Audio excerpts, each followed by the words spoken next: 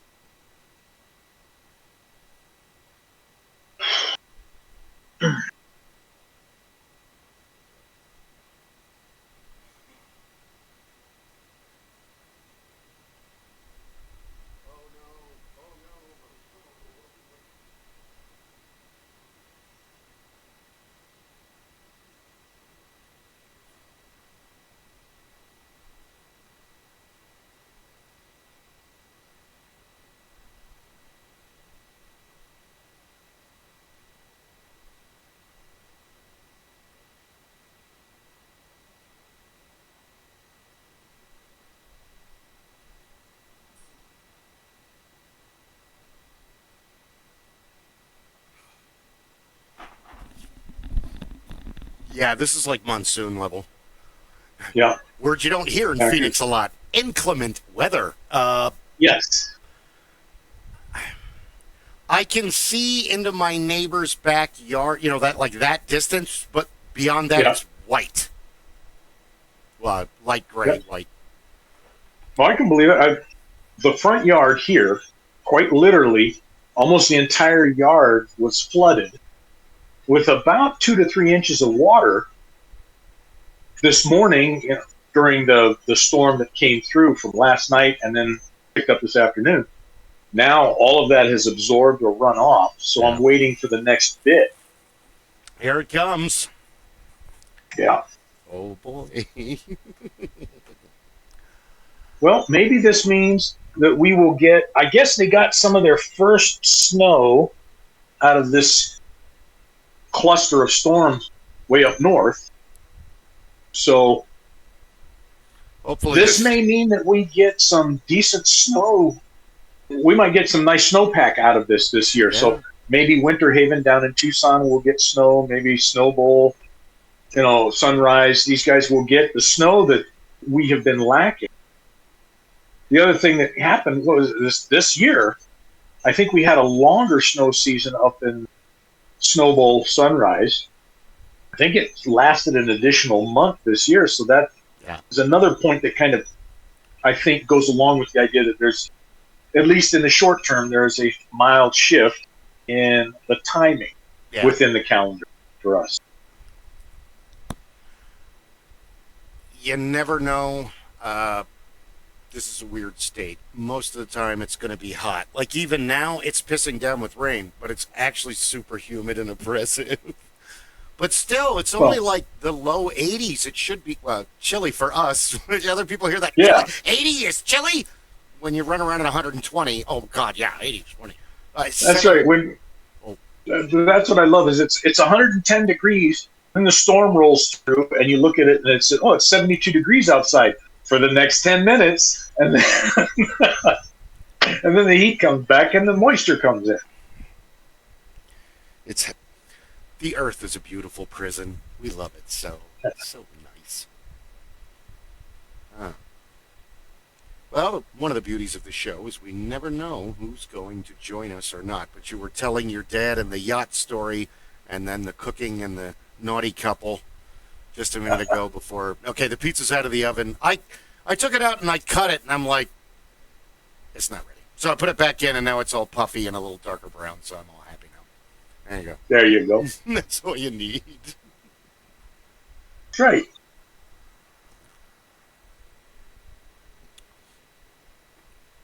Okay, don't tell the story. So we had our first success. Oh, no. I was just going to say, the reason why I like the nautical stuff and the yachts and whatnot, for years growing up, we always had boats. My father grew up in San Francisco. He was in the Italian neighborhood, Italian family, and many of the families in the neighborhood that he grew up in were fishermen. So as a kid, he used to go out and work the fishing boats with all of his buddies, with their parents. So he would go out and do that. So for years growing up, we always had a boat. We started with a small boat. When my father passed away, we had about a 26-footer, nice cuddy cabin, so we could trailer behind the vehicle. But his dream was always to have a live aboard in San Francisco. That's where he grew up. That's where he wanted to be. He'd love to have a live aboard in San Francisco or Sausalito or up in the Delta in Sacramento, because you can take the boat back and forth. Yeah. He passed away before he got to do that. So I'm at the age now where I'm kind of looking at things like that, and I'm thinking, okay, this would be fun. And I like to look at them. And it's interesting because now these folks are younger. So many of the ones that are making these videos are the ages of our kids. Oh, wow. So they're talking about old boats, which I remember when they were brand new. So they're talking about, there's this 1986 Choi Lee 70-footer that came from Taiwan, and this is a classic boat. I'm like, that's not a classic boat, for Christ's sake. These are catamarans. They're brand new. No. They've been stringing those together from old boats in the Caribbean since 1652. Oh, no, and it's just new. Okay. Okay, I'm okay. But it's just been fun to watch as I'm looking at it. And I look at it, and I remember reading the yachting magazines with my father and seeing, this is a 65-footer from Choi Lee that was retailing at the time. Suggested retail was $250,000. That was a lot of money back in the 80s. Holy cow, you're wealthy. Yeah. And now you're looking at it, and it's like, and these are affordable liveaboards. This one is available for $35,000, and I about fall out of my chair. What? What? Well, the other thing is, or even the funnier thing is when you grow up landlocked and you have this romanticized view of a boat, and then you actually hang out on a boat or like a little larger than a 20-footer, and you're like, oh man, how do you do this? How do you live in such cramped living spaces? So well, that's always interesting. My thought would be, because my father used to talk about it all the time. So if I could have I figure a 60-footer would be perfect. If you're going to dream big enough that you can do it without having to hire anybody. So a nice 60-footer, and the right kind of a 60-footer, you can go up and down the coast, but you could easily sail it. And if you bought it on the East Coast, you can sail it down along the coast to the canal, to the Panama Canal, come across, sail it up the West Coast all the way up into Canada, and bring it back. Yeah. So that would be fun. That would be nice to me. That would be a great thing. But that's you're retired and you're like, okay, to hell with everybody. What are you doing? Well, I'm calling Grandpa. How you getting Grandpa? I'm getting him on the sat phone. I got an uplink. We just caught a satellite. Yeah. It's a very romanticized. I think it's a lot easier to do now in the modern day than you really have to know what you're doing to be one of these guys. Oh, he went all the way around the world, just him and his dog, So Yeah. I think it's a little that much traveling is more. It's in a sense, it's likened to the older couples that don't want to live in like Sun City or a retirement home, and they just book they get cruises. an RV and off they go. Or the RV. I was going to go, since we were on nautical, they just book the cruises, and they just oh, and here and then I'm going to the Love Boat. And that was the thing. You talked about it being more difficult. My father,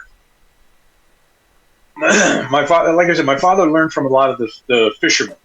So he learned how to operate a sextant as a kid. Oh, wow. So he could shoot the stars. Well, when he went into the Air Force and he became a pilot, they had to learn how to navigate by shooting the stars as well inside the aircraft. So they had a dome, a glass dome on the top of the bombers, and they used to have to navigate by shooting the stars and figuring out where they were going. So he could do all of that stuff, and he was sorry, and it was just it was funny because they were just starting as he was getting close to retirement. They were just coming out with the Garmin GPS navigation system, and he looked at him. He goes, "I wouldn't trust that fucking thing. I got a compass, and I got my sextant, and I got my dividers, and my parallels. And I got a cork with a magnetized needle and a little bit of water on the. We're going that way. And that's awesome. He could do it, and it was funny for me. It's like I want 4 of those fucking GPS things on 60-inch screens right in front of me. I want to be able to see everything. My problem is I trust my instincts on stuff like that way too much, and on the land, that's okay. You're going to do okay. I normally do okay. I'm a stop and ask for directions kind of guy because I don't give a shit about that. Men don't ask for directions. Sometimes men need a snack at the Circle K. That's right. Do you have one of these in stock? And by the way, where can I find such and such? Yeah. You know where 35th Avenue is? Yeah. So when you were describing that and him being in the plane, I was having Indiana Jones and the Last Crusades flashback. Dad, 11 o'clock! And he takes out. What happens at 11 o'clock? No. Dad, 11. Shoot! So your dad with the sextant. Okay, it's over there. Right there. Look, 5, 10. Oh, God. My father would call out. We would go to Mexico, and we would he bought bigger boats so that he could take them out in the ocean going to Mexico. And I realized that as a young man, I did not have sea legs or a sea stomach for being in 19-footers, 21-footers in heavy seas. Dad, he didn't think twice about it. It didn't bother him at all. I'm on the front of the boat, and I was like, I don't remember having pizza this week. Oh, that's bile. That right there, that's bile. I think the rain has stopped, and it's actually getting a little. Here comes the sun. It's Arizona. The best thing about there's many wonderful things about it. Marx Brothers, 1934 animal crackers, and Harpo and Chico are stealing a painting, and they get the painting, and they open a door on the right part of the set, and it's all rain and lightning and thunder. No. And then they walk across the room and Harpo opens the other door, and it's birds and sunshine and happiness, and Harpo's like, and Chico goes, California! Exactly. Also Arizona. It's going to rain all day, For about an hour, but it's going to be really bad. Like, and then probably maybe a mist later, possibly a drizzle, and then it's already. You don't understand how hot it is here. Grandpa used to say that Arizona is the only place in the world where the rain is so localized that the barbed wire only rests on one side. Accurate. When I was in high school, I took photography class, and we were doing black and white at the time. Oh, nice. And up at the ranch, Grandpa had just had me string a new set of barbed wire. That explains the picture in your living room. And it was strung right next to the old barbed wire. So the old barbed wire is rusty. Yeah. New barbed wire is brand new. So I look at it, and Grandpa says, "That's a picture for your class, and here's the caption." And so I took the picture. I don't know where the hell that picture's at, but I took the picture. That was the caption. And the instructor who had grown up here, he looked at it and he just roared with laughter. He says, "Yep, even if the picture was out of focus, you get an A." Thank you. That right there. And it's weird, too. I first heard it when I was a teenager and talking to a guy and, we're already 5 minutes in. Hello and welcome to the Supreme Council of the Master Geeks Lodge. I am one of your co-hosts, Bill Kelly, Hornswoggle the Great, and with me tonight, so far, we have, I don't know, who's going to come? Rob the Blacksmith, the old man who you'll recognize in your neighborhood as the guy with the long hair and the beard and the cigar or cigarette, I don't do cigarettes, and sitting out on the front porch yelling at the children, either to tell them, "Good job, nice work," or "Get the hell off my rocks." Get out of here. I just think it's funny that you named your character Todd the Cavalier. That's hilarious. I figured it had to be, you got to have fun with it. It's like when we played the first time with Rob, and we were doing it all online during COVID, I figured, what is a better name for a halfling than Bob? Oh, Bob. And that was perfect because every time something happened that Bob didn't know what was happening, what was Bob's refrain? "Bob is helping." It did work. I taught my grandson to say that. He was in the yard. I was making that desk I have, and he was helping me plane the desk. So I gave him a little hand plane, and he was going after it. And he looked at me, he says, "Papa, Papa, Papa, am I doing a good job?" I said, "Yeah." And then I pulled out my phone, and I went to record him. I said, "Do me a favor. While you're doing that, then I want you to stop and look up at me and say, 'Bob is helping.'" And so he did it. And I was like, probably the same size as a halfling. I mean, they're only like 3.5 feet. They're not very big. Gnomes are smaller, but still. I told him, you just made Papa's day. Thank you so much. Yes, I'm going to keep this forever.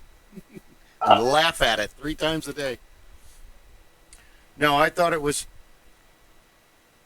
funny in the beginning because what are you playing? Oh, I'm playing a cleric. I'm already playing a cleric. Why are you playing a cleric? Because I want to play a cleric. Okay, the only reason that I picked cleric, the Band-Aid Brigade, is because nobody else really wants to play clerics. And if I had known that you were going to want to play a cleric, I would have picked a elven wizard or, something else. Because then we don't have artillery. So, but, I mean, I think in a sense, it's going to work out just as fine because we have double healing. And usually you have the druid-cleric combination. Yeah. And the druid has a lot of healing spells, and they're great healers. But predominantly they're going to have more nature-oriented spells, which are going to come in handy when you're in, the wilderness and stuff like that, cliffs, mountains, all that fun, the swamp, But I think it worked out very well. I'm glad your son is having a good time. Well, and this is why I wanted to have Rob do it, because I knew that Rob would make it work, even if my fear was if we pulled together a group of 10 players plus Rob, and 5 of them were newbies, and you get 5 of them who all want to be clerics or wizards or something. So suddenly you have this band of wizards that are making their way through. And I knew that Rob would be able to go, you know what? I can adjust this. We can play and we can have a good time. If you want to have 27 orcs, I don't care. I'll adjust and we'll make it happen. Yeah. So, Oh no, it's going to be fine. And he's really good at keeping the flow going and making the game interesting and exciting all along. Do I have a cat talking to me? That's what it sounds like. Hey, I want treats. Too bad. Oh, what's the cigar for episode 43? Episode 43. Hell yeah. So, some people poo-poo these, but I am a big fan of Gurkhas. And this is the Gurkha Cellar Reserve 12 year. So this is, let me see if you can see that over. Up 12, I see that. It's a gray or silver label, black writing, aged. Yep. So it's the Gurkha Cellar Reserve, and they've got a number of different ones in the Cellar Reserve line. Different color labels basically speak to the blend that is in the cigar, so the wrapper and whatnot. So this one is a medium.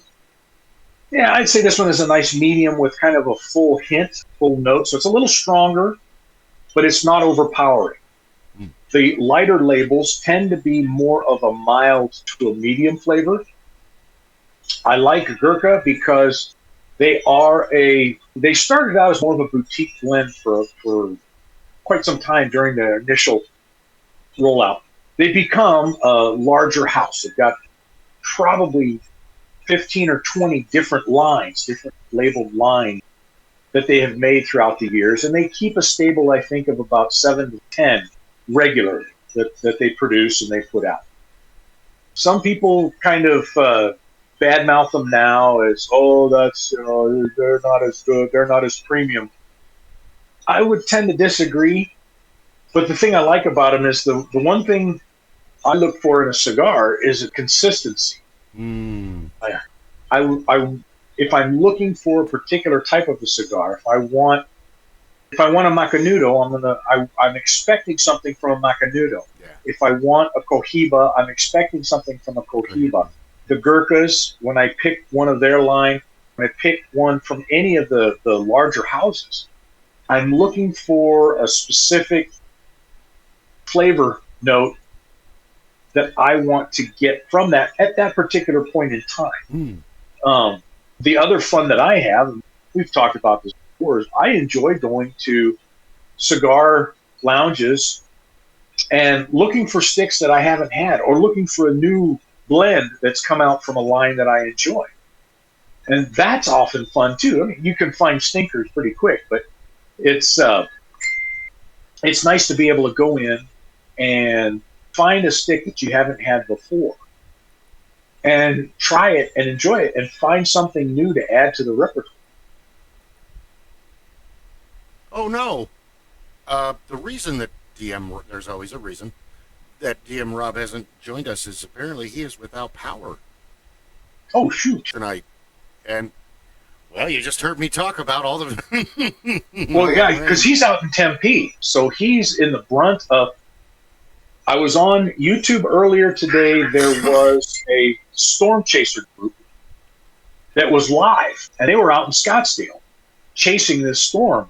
And I guess the National Weather Service had identified that the storm that was making its way here from down south was expected to build into a supercell as it moved through the East Valley. And so I have every reason to believe then that it did what it intended to do, and Rob is now reaping the rewards, as it were.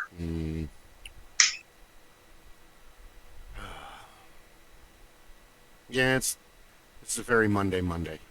Yeah. It's the Mondayest Monday in a long time. we can blame Christopher Columbus. People are still all upset about that on Facebook.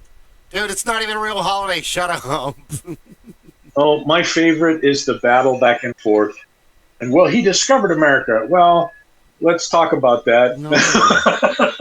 No. No, he didn't discover anything. He got lost. And besides, Leif Erikson got here before him. Way And besides, before. there are other groups that got here before that. Yeah. So, if you really want to talk about it, there's all those people that were walking across that bridge long before anybody else got here. That argument is never, ever going to win or be over.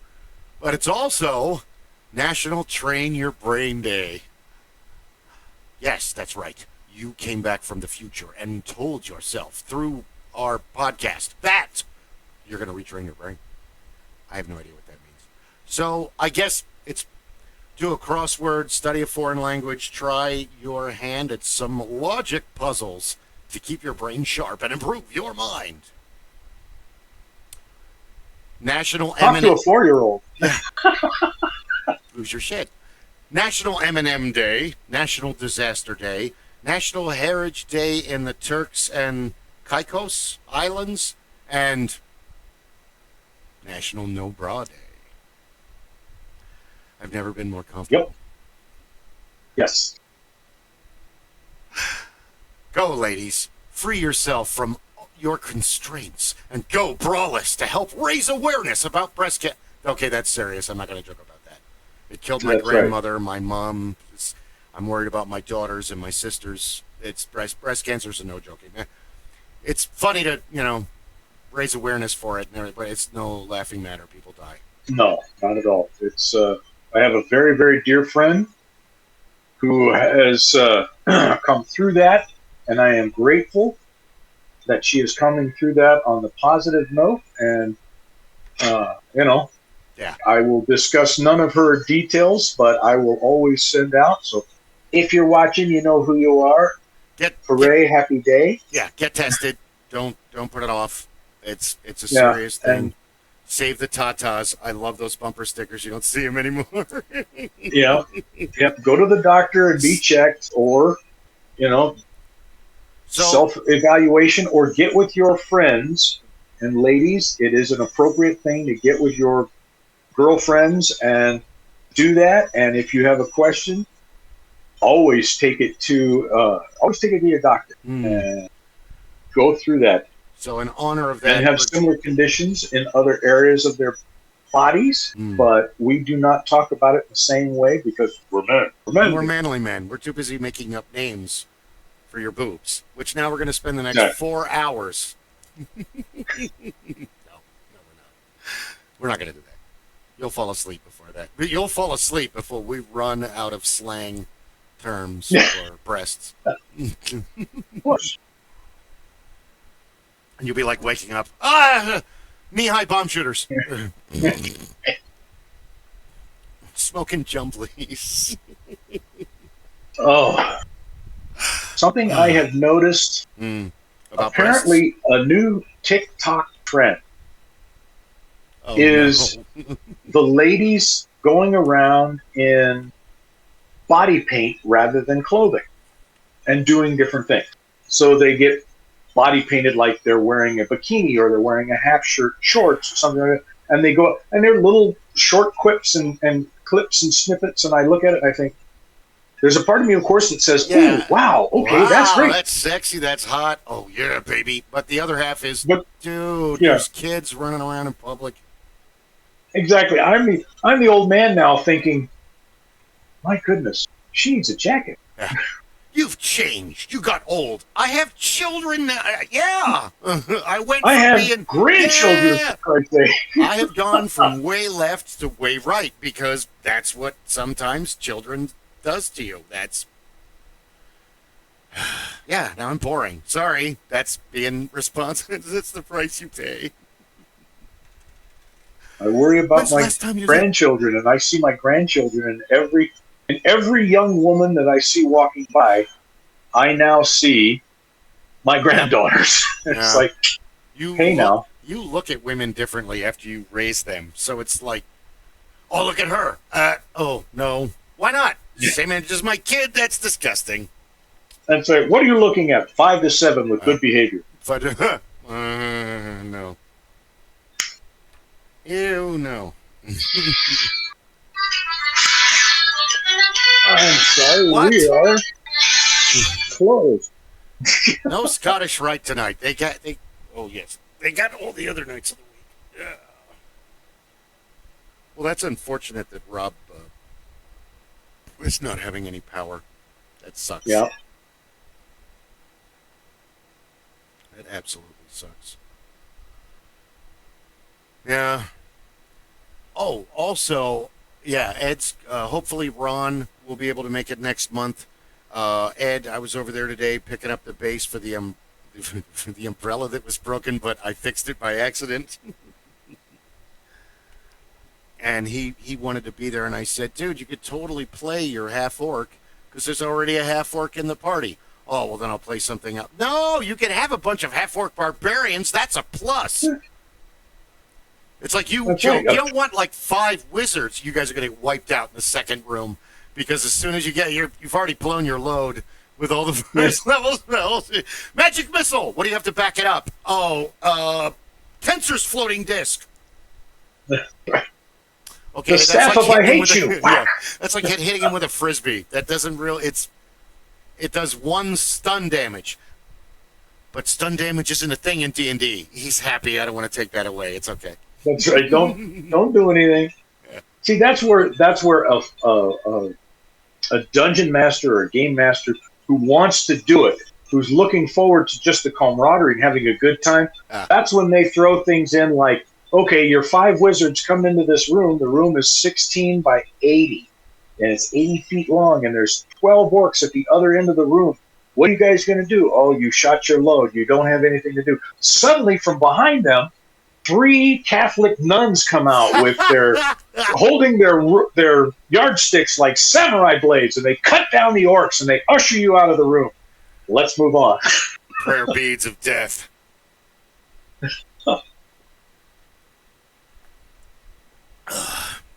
It's still the desert, even though it's super humid. We're still dying of thirst, even though water is everywhere. He did that very well, and I joke. Ron and I were talking about it, and I'm like, he's running the Pharaoh, and he's like, I don't remember it. And then he said it was probably on the shelf at Hobby Bench when there used to be PV Mole, and that's where Ron and I got all our gaming stuff from.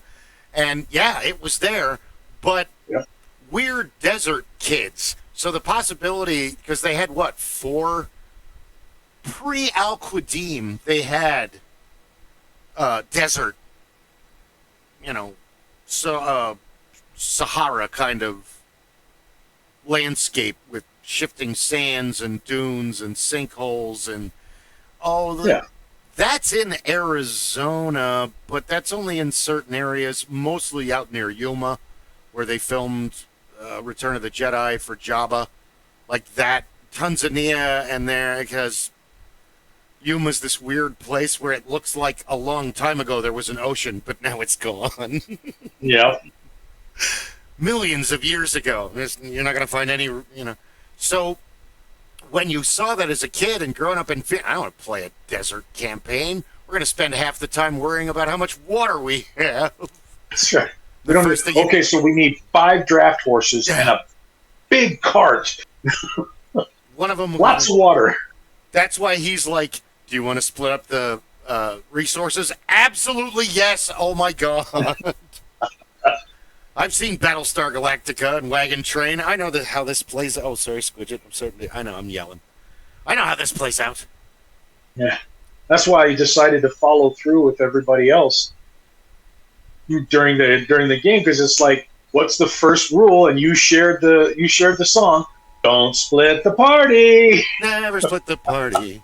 Well, the first rule is a universal gaming rule, and I think it was first mentioned in Dungeon or Dragon magazine. I think it was Dragon magazine. But whenever, and you already had him with a barbarian, so I said it as an afternote because he's already done it. He already did what you're supposed to do. You already talked him into that. So if you're playing a game you don't know anything about, You don't know anything about the game. No one's ever told you anything. The cover looks cool. You know one person who talked about it once and it sounded neat. They say in the article, repeat after me. I want to play a fighter character. That way you know exactly what your job is. There's no question. If you're a thief, you have to know the many subtle social levels of wherever you're at.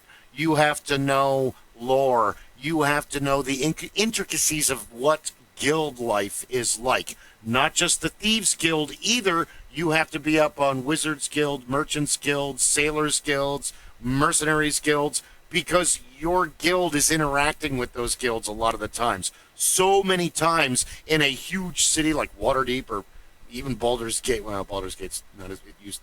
Anyway, that it's that the thieves, if they're doing something that they need a lot of muscle, and thieves are not notoriously known for. There's a couple big Conan-sized thieves, but they're rare. That's why they say in the whole first movie, you're too big to be a thief. You're too big.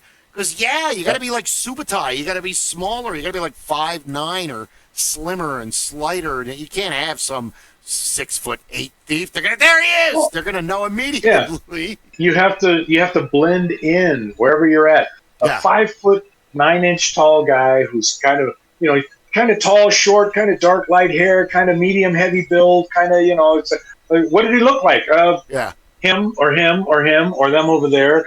And so one of the best things is if you decide to play a wizard, and Harry Potter is actually a good.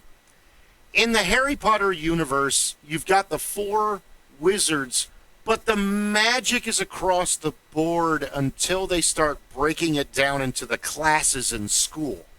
And they talk about divination and herbology and all this other stuff.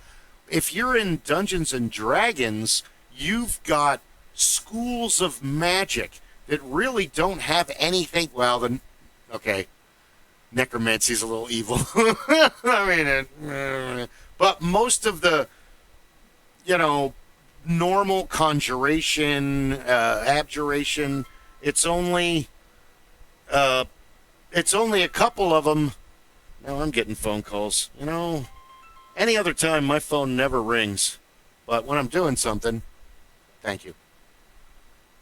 I have to call him back. So, I guess the worst thing is that they don't really. It would be boring if you got into it in the movies. It would be like listening to Hobbit genealogy for the first Fellowship of the Rings, which is about an easy 105 page. It's just on and on and on and on and on and on. And all of Bilbo's ancestor. It sounds like books out of Genesis. So-and-so beget so-and-so, and so-and-so moved into Bag. Because Bag End has existed for a really long time, and a whole bunch of tiny people have lived in there from generation to generation. But with like big cities and magic, if you have aptitude for magical ability and you're growing in a little village somewhere and you're either brought to like a harvest gathering or so, you're brought to somewhere where there's a lot of people, and eventually someone with a magic talent is going to go, hey, you should go so-and-so, or you should talk to so-and-so, or something to that effect. And that's pretty much like making up your backstory for playing a wizard in Dungeons & Dragons. You just don't wake up one morning and find a spell book and suddenly you can just blast off these 0-level cantrips. Cantrips are 0-level spells. They're like mini magic. Like a lot of stuff they do in Harry Potter where they just like do one thing. Cantrips are like moving a small 5-pound object with the Force when you're playing Star Wars. It's very, you could do it several times a day. It's nothing. So usually you're going to be steered to the school that you show aptitude for, whether it's divination, whether it's, oh God, how many of them? Elementals. There's like 8, obduration, divination, enchantment, conjuring, because those are all your summoners, the dudes that summon demons and shit. Not all of them are. And then the one that everybody loves, the one that everybody knows, if you played original Dungeons and Dragons, the first I don't care who you were. Everybody started out with the first two spells. Everybody got magic missile, and now the other one that they love to make fun of on Facebook with that Punky Doodles is all the wizards standing around screaming fireball and then drinking whiskey. 5, 6, 7, 8. 8 schools of magic: abjuration, conjuration, divination, enchantment, evocation. I was forgetting illusion. I always forget that one. That one pisses me off because it ain't real. I mean, it's real, but it ain't real.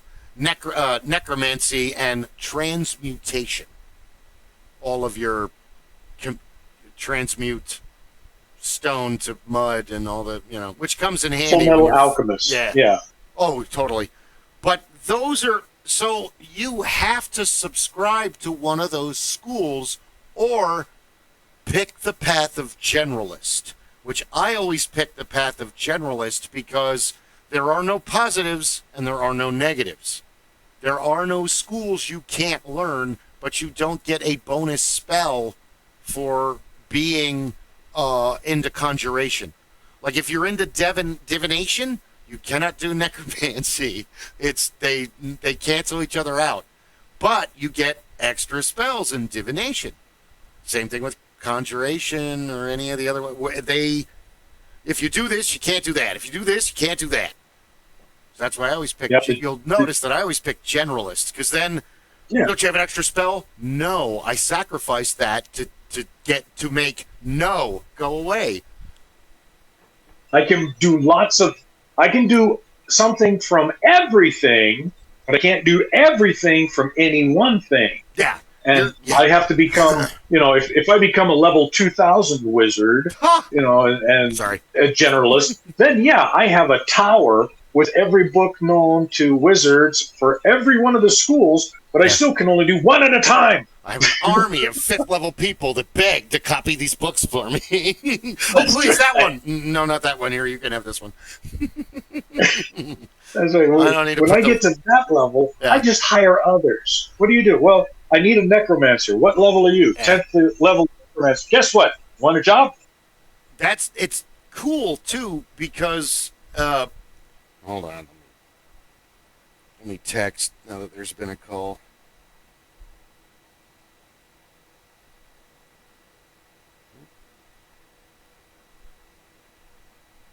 Sorry. No, I'm looking to see if there was a voicemail from the person who made the call. Nope. So it wasn't important. Love it when that happens.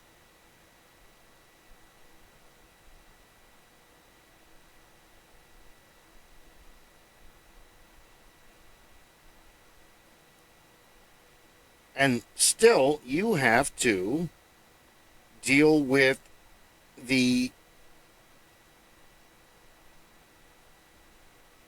social aspects, subtle nuances, and differences between the schools. Because let's say you're doing a campaign and you're out in the middle of nowhere and all of a sudden here's this bizarre tower. And now there's a weird wizard in there and he won't talk to you because you're a certain school. So you're going to have to figure out a way to get him to talk to you because it's part of the plot that the DM has come up with. It's what happened with this weekend when as soon as those dervish guys came out of nowhere and they didn't attack us immediately, it's like, we got to tell these guys exactly the truth or we're going to have a big fight. That we have all kinds of trouble. Because I think he, the way he reacted, he expected us to attack them because of how we reacted to the guys made out of sand. He figured we were... No, you made them sound terrifying. So, we attacked them right away. These dudes are just standing in an entrance. And any minute now, they're going to say, halt, who goes there? And what happened? Hi. You look lost. 800 miles long. Yeah, that's us. Well, that's why I figured I'd pick the knight. Because the knight makes it easy. And Rob said, I think this kind of goes towards more of how you play. And I thought, okay, this is fine. I can be the tank with a conscience. So, and Zach liked playing the half orc or the barbarian because he doesn't have to think as much for it. Yeah. I mean, he understands it's having played the online versions and all of that stuff with his mother for so long, Final Fantasy stuff. He understood the idea of, okay, this is a basic character. Hulk smash. I don't have to know a whole hell of a lot to just be able to figure out how this whole process works. Then I can start to expand.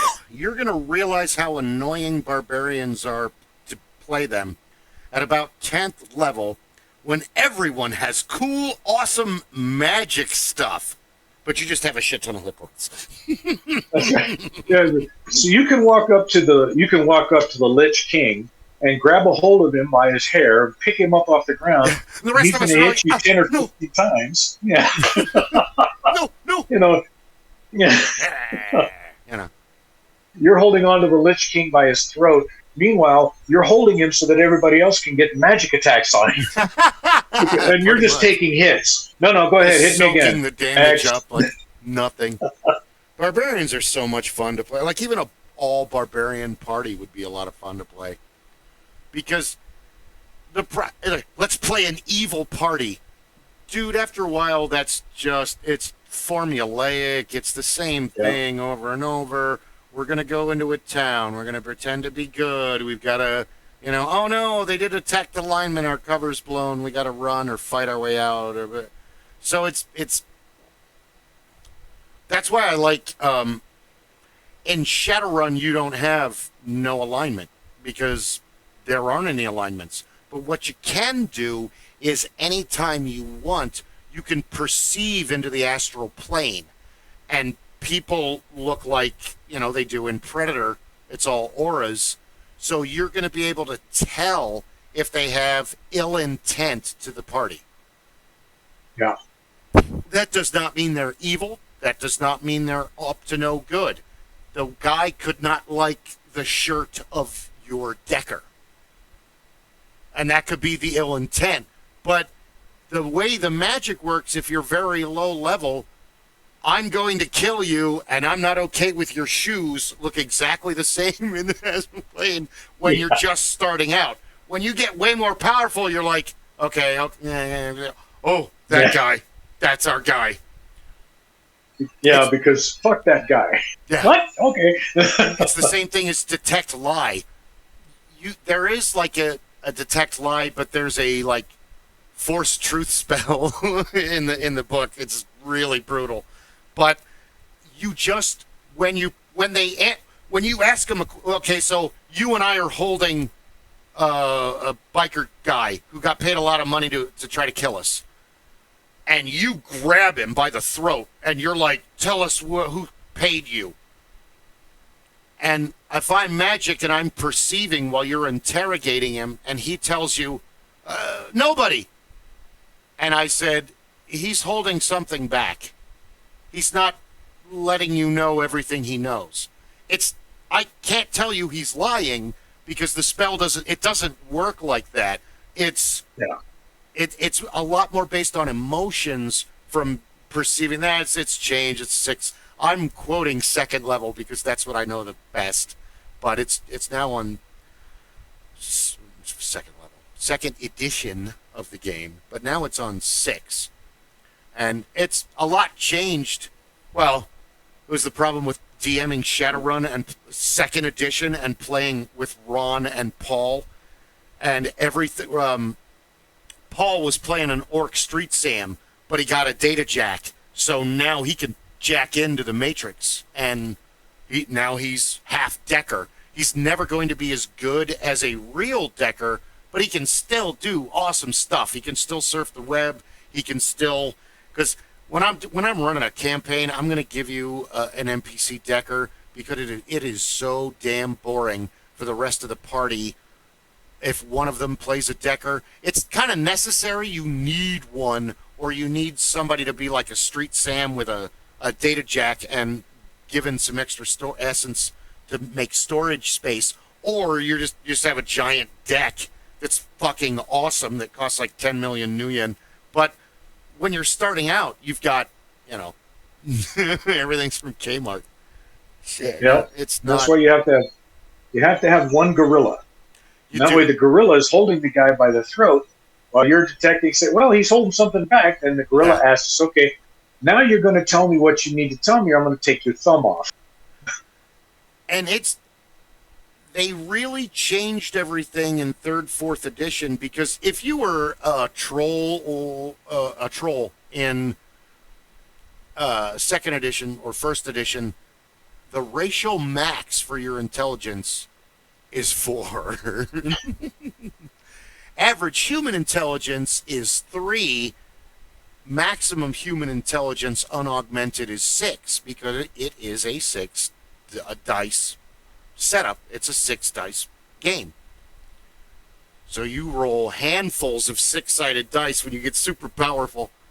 And I was telling Rob, because he's never played it really, and I said, I prefer the Shadowrun magic system, because in D&D, if you find a scroll, you can copy that scroll into your spell book and eventually teach yourself that spell.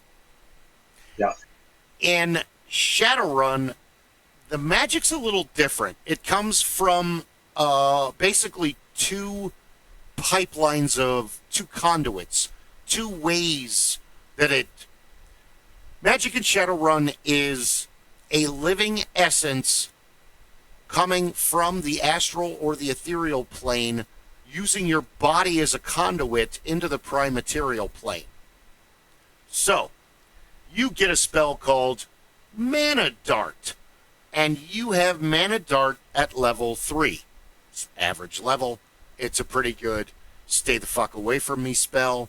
What it does, it attacks the life essence of living things, living creatures, animals, insects, fish, people, birds, whatever. So it doesn't do anything physically to physical. That's what you have. Power. You have power dart, power bolt, power ball, power blast. You have to be careful with that one. And then you have mana dart, mana bolt, mana ball, mana blast. And these are your levels of spells. All of them are useful in different scenarios. If it's just one dude and you're not being paid a whole lot of money to turn him into goo, you don't need to use mana blast. You can just kind of dart him unconscious, put him in handcuffs, and take him to wherever you're dropping off the bounty to meet up with whoever your contact is. But the magic, if you're a hermetic mage, it's Goodwill Hunting, it's Rain Man, it's A Beautiful Mind. These are all massive calculations that fit on walls that are dry erase boards. And you have your hermetic mages have a savant level capability of advanced trigonometry and calculus, and it takes half a second, and boom, there's the spell. However, the price you pay is all of that fantastic energy goes right through your body, so you have to roll drain. So every time you cast a spell, you roll drain. If you miss your drain, you definitely knock yourself unconscious. Well, I should say you're definitely in pain. You could knock yourself unconscious, and oh man, if you mess up Mana Blast and you have it at a really high level and you're a really low level, you can explode your own brain. It could be scanners. And that's for those watching and listening who may not necessarily be aware of it. If you're an anime fan, that is embodied very well in Full Metal Alchemist series and a few others, where for them to draw upon this power that comes from the other world, whatever, there has to be an exchange. There must be, as their mantra is the equal exchange. To do this, you must give that. Yeah. There must be an equal exchange. And so what you're talking about is that same idea of the equal exchange. You're going to give of yourself to present this, to make this happen. And your dice rolls are what tell how much of yourself you must give to make this happen. Because you can, there's no levels in Shadowrun, there's levels in D&D. That's very important because it's a little harder when you grab a module off the shelf. Well, what level is it? Hold on. Yeah. I have to look at some of the NPCs, and I have to flip back to the end to see how many karma points you get. Because at the end of a campaign in D&D, you'll get thousands of experience points to go to the next level. That's the goal, to get so many experience points that you hit the next level. In Shadowrun, you'll be lucky to get 6 karma points, and you have to spend those points to raise your levels and abilities. And here's the problem with 1st edition through 5th edition with Shadowrun, and the paradox of the 6th edition. In Shadowrun, you're allowed to raise 1 attribute, not magic or essence, not essence. You're allowed to raise 1 attribute 1 time. That's it. It costs the next level of karma. And then you raise that. And then you're supposed to be a good little player and put a little line. 6th edition, there's no cap. What? Why even have skills? Why even have sub-skills? Fuck it. You don't need pistols. You don't need to specialize in offhand so you can walk into a room and just obliterate everybody. You don't need that. You just got, you're godlike now. Because Shadowrun is like Star Wars. They're very, very similar. And in a way, Vampire and Vampire the Masquerade, where if you're a Jedi or if you're a caster, you know what, I'm getting way ahead of myself because I didn't explain shamanic magic, because in Shadowrun, the magic operates in the game system exactly the same way. But when you're a shaman, if you're a wizard, okay, if you're a street mage and I'm a street mage and you wanted to learn Cure Light Wounds level 3, we would roll and, attributes and everything, and then you would spend X amount of days or weeks with me, and you and I every single day would spend a day going over the fucking calculation that's huge on how to do this spell, and you're going to pay me a little bit of money, but you walk away guaranteed to be able to throw this spell with the accuracy that I can throw it at, because this is the calculation. I learned from Steve, who learned from Bob, who learned from, because 2011, everybody starts getting magical abilities, and Dragon and Bigfoot, Kraken start waking up and walking out of the forests and mountains. And then there's a dragon that Quetzalcoatl basically says, okay, everything north of Phoenix is mine now. You're all called Azadland. Here's this fun new company called Oro Gold. Well, Oro is gold. Anyway, he's like the number one. Most of the dragons are bad. There's one really good one, and they end up killing his ass. They're still trying to figure out in the game who did that. Anyway, so it's part of the big main story. So and we have to hang out all day and live together basically till you learn the spell. With the shaman, it's a calling. You're gonna have an animal, and the animals are going to be coming to you your whole life. Like the actual book they made is called Never Cut a Deal with a Dragon, and you follow the life of a guy called, they call him Twist, becomes his street name. But he starts out as a desk jockey. He's a wage slave. He sits at a terminal all day doing like accusations or logistics. I can't remember exactly what he does. But he's got a data jack. And when the book starts, he recently gets it. And this is 2054 Seattle. So all of the slang is, what's the whiz, chummer? They use the word chummer all the time. They use all these different words to describe things. Everything's wizard, like the early Star Wars, because that wizards are amazing and they actually exist in their world. So yeah, you're going to bring them into the vernacular. So every time he uses his data jack, he gets a headache, and dogs will not leave him alone. They follow him all over the place. He has his own dog, and when he's out walking his dog, dogs are coming up to him. When he's trying to get to work, dogs are coming up to him.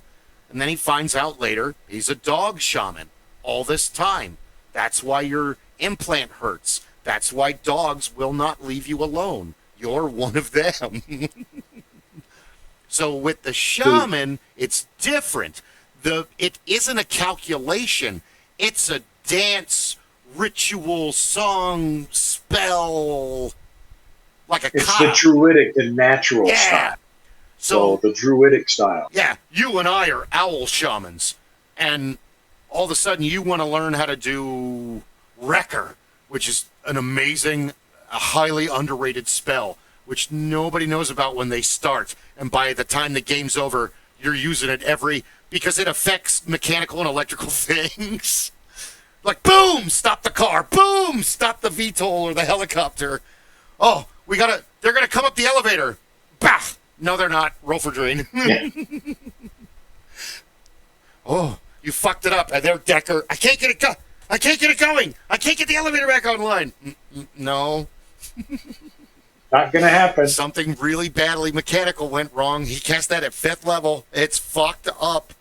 Because 1 is feeble, 2 is below average, 3 is average, 4 is improved, 5 is superior, 6 is maximum superior, and then you are either a magical creature or augmented, or there's a few humans with attributes of 7 naturally, but it's an extreme circumstance. They're like a prodigal genius, or they've been training forever.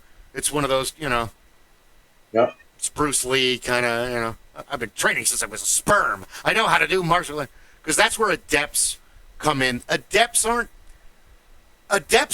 weird because you think it would be cool because it's exactly the middle of the road. You don't have to, if you're a shaman, like, okay, being an owl shaman, you get a +2 to every spell you cast at night. And you get a -2 to every spell you cast during the day.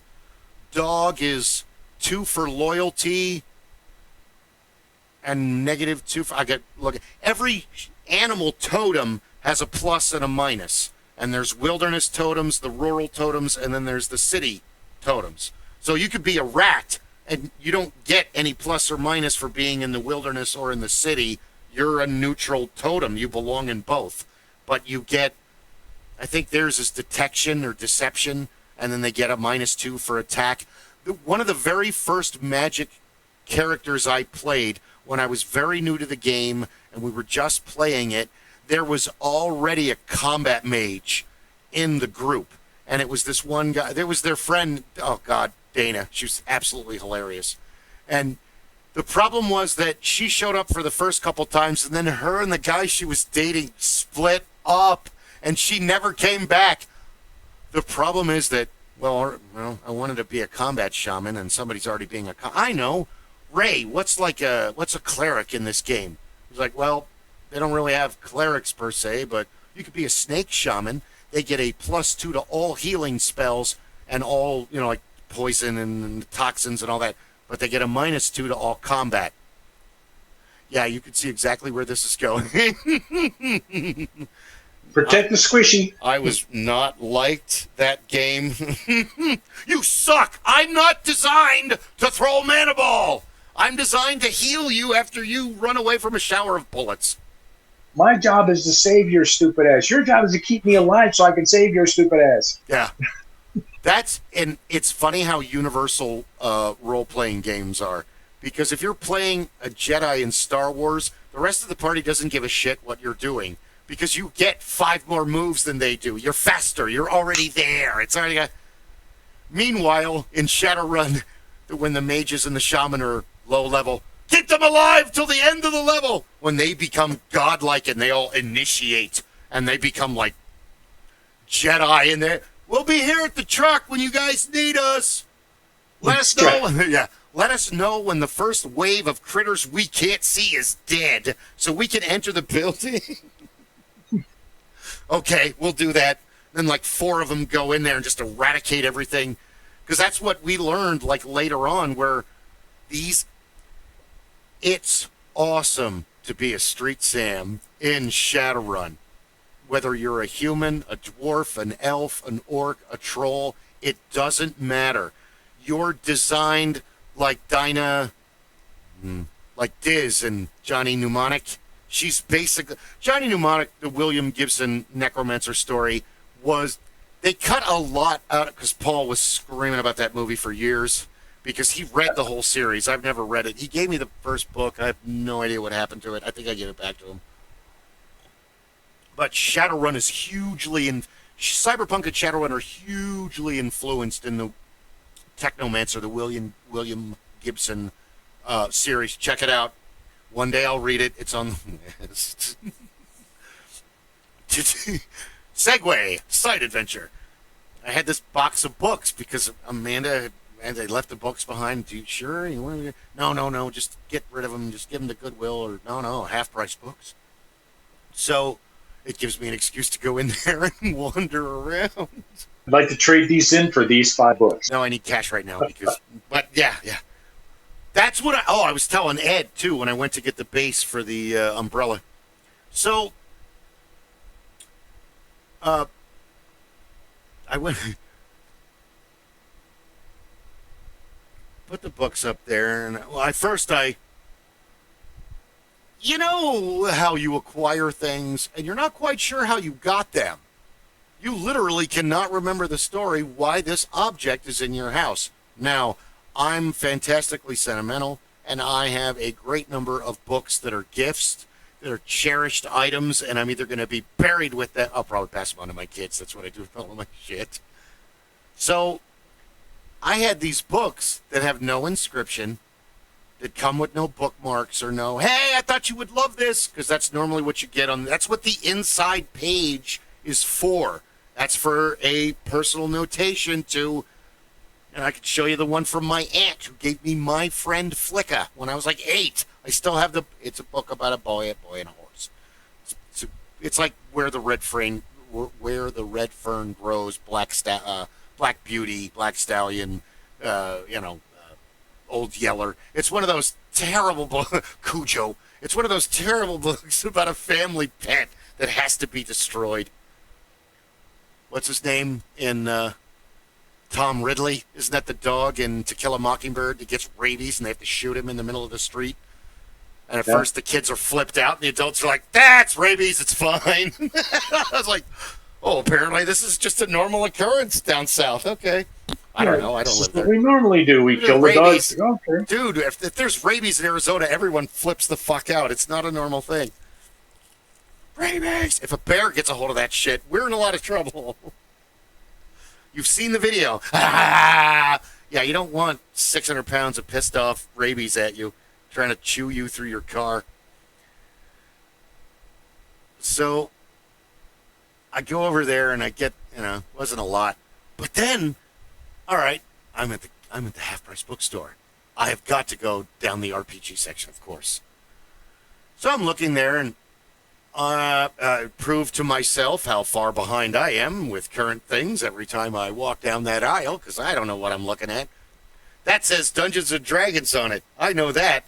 It's the equivalent of listening to a Spanish conversation, being an American, and listening to them go back and forth for 5 minutes. They look at you and you go, Rojo means red.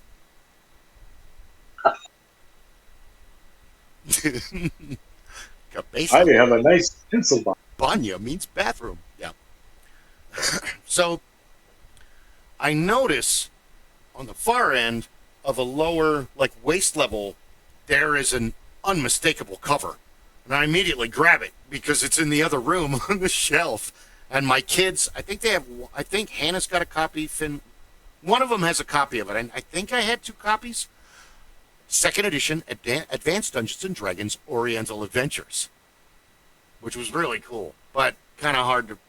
Anyway, so hey, I got this book, and I pull it out. Now all these other books that I'm looking at are, 19, 17. Some are a lot less. It just depends on how new it is and how high in demand it is. I mean, they got like 8 of them. It's not priced very high, but if they got like 2, it's a little more. This book is priced at $38. And mine's in way better condition. This sucks. The books I'm selling are worthless, and the ones I'm never going to get rid of are actually worth some money. I could pay my mortgage off with this section of my book collection, but I can't sell them. I know. I'm looking at my comic book collection going, times are tough. And I have a lot. Going through my entire collection, I realized that I don't have as many as I used to, but I had to liquidate a lot for the same reason. I got kids and I can't be having this. What the hell just happened? Oh no. Okay, hold on. My box fan just died from my computer. That's not good. The room can be hot, but the computer can't be hot. If that happens, the show is over. Well, first it'll start screaming at me. What is wrong with you?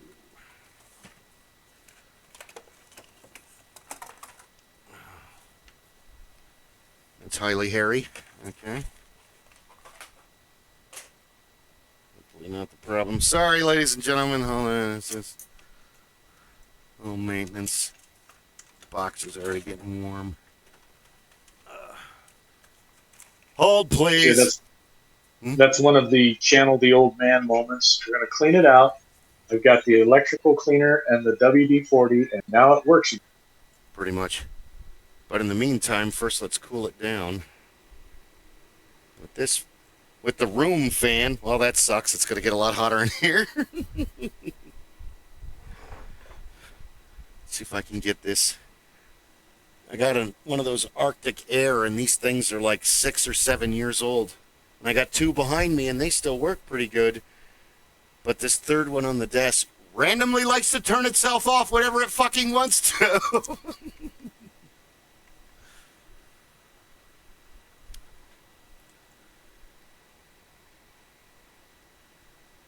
That's why at least once a season, all the fans go out into the shop.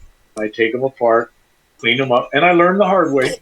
Clean them up, put them back together again, put them back in the house so that they can be used again for the next season. I hate saying I can adapt to every schedule, because obviously I can't after working at the Tapatio Cliffs this past. But I have a feeling a lot of that was probably stress from the job. Yeah. Since towards the middle it got weird, and then at the end it got bad, and then, well, now I'm unemployed. Really? You're writing me up for not writing up a report fast enough? I have 8 hours to fill. Okay, you're the boss, whatever. Yep, all right, thank you. Overjoyed when Fabian started working there. Oh, he gave me an amazing microphone that we're going to use next month. It's in a box, like it's in the other room. It's like this big. I miss working with him every day. He was great to work with. But yeah, set that up in the middle of the table so it can catch everything. And then you brought the cameras back, and I figure worst case scenario, I might be able to set up 2 of the cameras and use them for video feeds. Yeah.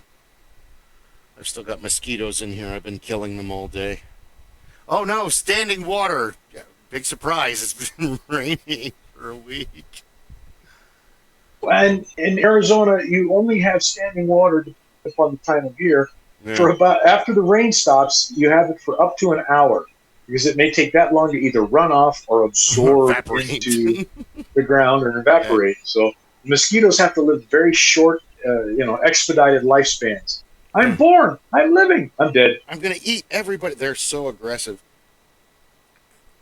And out here. Well, they're aggressive everywhere. They're parasites. That's a redundant statement. Mosquitoes are... Oh, sorry. See, that's why... That was the nice thing about being up at the ranch. The ranch was up on the first step of the plateau. So after you climb up out of Black Canyon City, you get up to Sunset Point, you're up at the first step of the plateau, you're 3,500 feet. And we had bats all over the place. So at night, you didn't have a lot of flying bugs or anything else because the bats gorged themselves and took care of all of those little issues. Oh, yeah. Toads, frogs, bats, dragonflies, they'll be a huge help in eliminating your mosquito infestation. I'm not going to say population because it's an infestation. And the creeks, Bloodsuckers. the creek up Oh. there, the Sycamore, ran all year Yeah. round.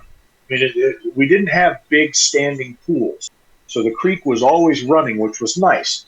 So you would get sometimes you would get some areas where it would slow down and you have a little swirling pool. Yeah. But that was where you would see the tadpoles and the frogs would all of a sudden, because the frogs knew, said, "Oh, you've got bugs here. I'm going to drop my children here for a little while." Always watch this. Thanks, El Giggity. Okay, podcast. My Kata was trying. I've never played Dungeons and Dragons, but I've always been interested. Start kind of magic. They're more druids. Druids and clerics are more like shaman and Shadowrun, where you basically have to pick a god or a totem in Shadowrun, and all of your magic power comes from that god, and they put you on crazy quests, and you have a hierarchy, and you have to deal with their temple everywhere you go, but with D&D and oh, he's not watching us anymore. I'm sorry, I missed. Sorry. I've got to get better at this stuff. At reading the questions. 53 years old, and I'm still not good at doing everything all at once. God, I'm so retarded. No, that's everything all the time at once. There we go. Whee! Well, they'll come back. So when you return to watch this, as after the recording, we can give you the best. I would say the best primer. If somebody wants to learn about magics in general, and you're not looking for details, and you're not looking to get lost in the storyline, look at. I would say Harry Potter has got the best descriptors when you look at how the magicians, how the wizards and the witches learn their aspects. They have to have some kind of a natural adept. They have to have some kind of a natural attribute that gives them the magical capacity. That's the baseline for all magics in Dungeons and Dragons and many of the role-playing games. You have to have a baseline ability. And then you learn as you go along. And then, as you had spoken about, you've got the shamanistic or the druidic, cleric, the shamans. Those bring in a whole new affinity that develops as you age. There is learning that comes with it, but you have an affinity that develops as you grow, as you learn more, as you work with your deities and whatnot. Yeah. You become more powerful. You do that. Whereas the other magics that exist can be learned. And the whole point is that you have to mature, you have to study, you have to learn to be able to do these things so that you can carry forward and improve your skill sets. The thing I liked about the later editions, 5e, which is the most current one that we've all played, 4e, 5e, the ability for some of these cross-pollinations. So you can have multiple classes after you get to a certain level, and you can have multiple races. You can have many cross races that didn't exist previous to. And I like the idea of that because it expands the capacity. But you then have to be willing to play in that realm. So for those of us that started with first edition, second edition, you didn't have dragonborn anything. You had dragons. You barely had half. You had half something. You had a half elf. That was it. You had a half elf. You had a halfling. So, but the halfling was just a short human. Yeah. You had dwarves. You had orcs, and then they came in with the half orc. You could have the half orc, and those were interesting. But you could build onto that later on, which made it. I mean, that's the only way that you can have things like Waterdeep and all of these other realms that exist, because you have to add the nuance. You have to add the ability to do other things, where that runs you into a problem. I got her. She's dead. See that? Dead. Now more sucking my blood. Oh my God! I'm sorry. Where you run into problems with those more, with the greater expanse. is it becomes very difficult for those who are seeking to know it all. Yeah. The nerds get lost, The nerds. and they have a very hard time. Nerds. The geeks enjoy it, yeah, but they tend to understand that I can't know everything there is to know about every cross race, every cross characteristic that can exist. So I have the book, or I will learn. Here's an interesting thing. Oh, it's getting warm. Oh, ice pack. So there's a guy on YouTube named Mr. Rex. And if you haven't seen his videos, please check them out.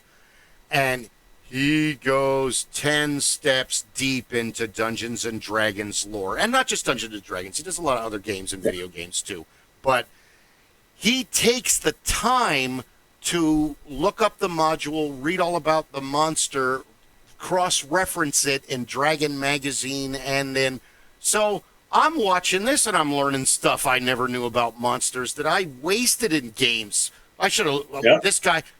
Back then, we didn't have the internet, and we weren't talking to one another like that. And it was... But he was saying elf DNA and human DNA are the two most dominant of all of the characters that you can play in Dungeons and Dragons. And after I'll save you, it's like a half an hour video. Cut down to... If you have two parents, and one is a human, and one is a dwarf, and you're on Toril, that offspring is going to either resemble more of a dwarf or more of a human in a way where they're indiscernible from the... He just looks like a bulky human. He's just a slightly slimmer dwarf.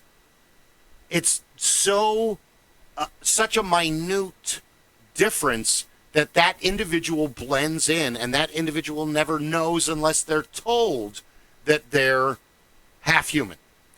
The nuance is there. Yes. Same thing with halflings and gnomes, and it only shows up with elf human parent, orc human parent. And it isn't until the Dark Sun campaign where you have a serious... They're called mules, and they're huge humans. They're half dwarf, half human, sterile offspring that are bred for the pit fights. In the beginning of the first Conan movie, when he's in there tearing everybody apart, that's pit fighting. There's a lot of money in it. All of your medieval, all of your D&D cultures are hugely into that crap. Two guys killing each other? Oh, I'll bet on that. I got some gold. So that's a lot of why you don't... There isn't... Because Tabaxi and Dragonborn and the being the praying mantis people, the Thykreen, which they eat elves. Oh, that's fun, having one of those in a party with a bunch of elves. Because you have all of that. The one that wasn't really... The one that I had seen only a few times, I think it was more because the dungeon master, the game master, wanted to try it out, was the half giant. So when you had the half giants, or when you had... But you don't get the rules to those till the Eberron system appears, which is a whole nother planet. It's not on Toril. It's not Greyhawk. It's not Dark Sun. It's not... That's in Spelljammer's realm. And that is... I'm curious about that, but then now you've got half giants in a steampunk world. Yeah, the gnomes and it's funny because if you look at all of this, a lot of this lore, a lot of what we're talking about, a lot of these characters have been spun up in all of the fantasy films since the 1970s. But it's funny because a lot of them have been reintroduced in the in the early 2000s, 2010s, and so on, by of all people, J.K. Rowling came up and brought them out to a whole new group who weren't necessarily Dungeons and Dragons folk. They might have known some of these things through playing Final Fantasy online or some of those things. But even there, they didn't go into some of the same detail, and they didn't. Yeah. For all of the other things that went on within the Harry Potter realm and the stories and the differences between the films and the books and whatnot, I haven't read the books, but a lot of these characters were given deeper characteristics, deeper meaning through her writing and some of the other newer fantasy realm writers. They've given them more story. They've given them more backstory. They've given them more personality. They've given them more presence. Rather than, we talked about it with Zachary's half orc. Yeah. What does Zachary's half orc do? Hulk smash. Well, now you've got these other films where they're bringing out more character traits in these races and these half races, these agglomerated races, that makes them more interesting. And that's how you get these younger audiences interested in those same ideas, because now they can pick up on it. I mean, to your point, we didn't have a lot of the internet. We didn't have a lot of those other things going on. So we didn't have the depth. We didn't have the opportunity to go into the depth of a lot of these things. Yeah. Star Wars came out, and there was a limited amount of canon fiction books. The comic books were what picked up a lot of the canon when we were going through the first 3 films. And then the books came out, and then you got more things. And then the video games came out. So that was the initiation of this type of thing. And I think we're going to see more as we go along. I think so, too. Here's what's different. El Giggity was just saying that he was, hey, man, we got to get you into one of the games, because the noobs are the best. The people that have never played before are the most fun, because they get the biggest charge out of it. Now, the first time you cast Fireball and blow up an orc is the most exciting thing you've ever done as a newbie wizard. Yeah. It's different now, where you can do what we did, where you set up a camera or a laptop and you record it, and everybody, we'll have to work out that sound and the camera angles and everything, but we're not producers. It's okay. So, let's say you're 10 and you're at Hobby Bench and you're by the D&D section, and all of a sudden there's like a 19-year-old kid.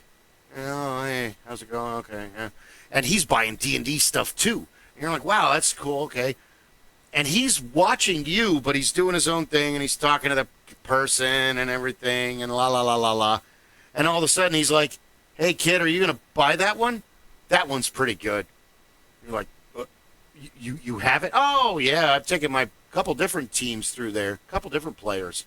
You have more than one team? Because that's a foreign concept when you're that little, and D&D was brand new back in, 5th grade, so it's 1981. So, well, the game does it. This is what I did when they got to that room when I was running the campaign. You can change the rooms? Why don't you just, and then that's the concept of, pretty soon everybody's stealing, plots from movies and shows and books, and hey, they didn't see the show, they don't know, they haven't seen this episode of Twilight Zone in the reruns in the middle of the night. And my favorites from that time frame were, it was really nice that TSR came out with the Fiend Folios. Yes. Those were great. Those were from the Fiend Folios. That was great. From the company that made the game. But then they were allowing others to build it. So Traps and Traps 2 and other monsters and all these other books. Those were some of my favorite just to get share them with my DM and say, these would be cool. This would be neat. This would be fun. Yeah. It's interesting which... Oh, I want to go off on a D&D tirade right now that also parallels into... With Christianity, you have a whole lot of demons. And then who are the enemies of the North Pantheon?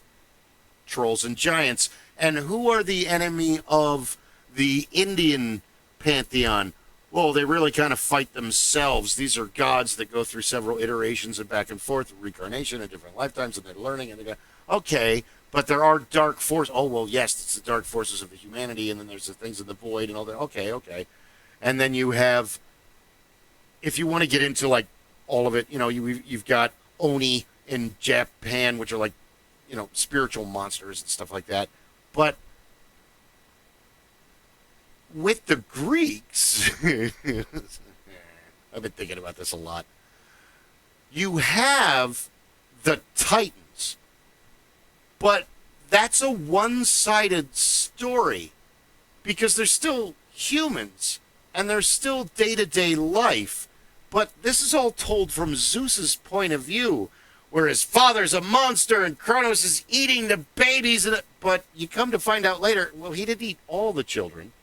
He just ate most of the children, and most of the children were male. Hades and Poseidon and Zeus, and there's like two others in there as well. And then the Titans have their own, Prometheus and Atlas and stuff. They all have other jobs before what we know them as. Your job is to hold the earth. Your job is to be chained to a rock and have vultures eat your liver every day, all day long.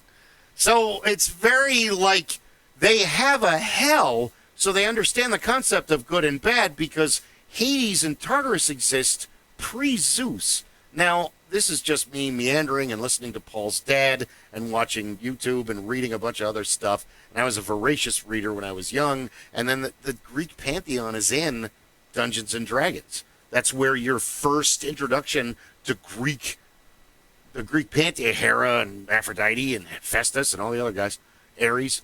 So they have the 100-handers. You've got what are the other ones? The Titans, and then there's like two other groups that are like bad. They're just bad. They're here to destroy humanity and they fuck up the earth. But they kind of keep them in Tartarus, which is essentially hell. Now, there's the Elysium Fields, but then there's basically just Styx. And Styx is, and even the Elysium, it's not really heaven. It's just this endless fields you have to work for the gods to make ambrosia. And you're not being tortured or ignored. That's your, The Elysian Fields were heaven in that there was no pain, there was no want, there was no, it was peaceful, the idea, but you're still at work. Yeah. So we understood the concept of this long before.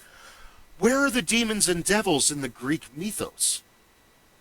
The demons and devils would have been what we would consider the demons and devils would be the dark demigods, the 100-handers, the minotaurs and all of that, because they were the ones that were imbued with the darkness, and they were always presented with that position. So you had the sirens, so they were demigoddesses, and they were dark. Their entire position was to do harm.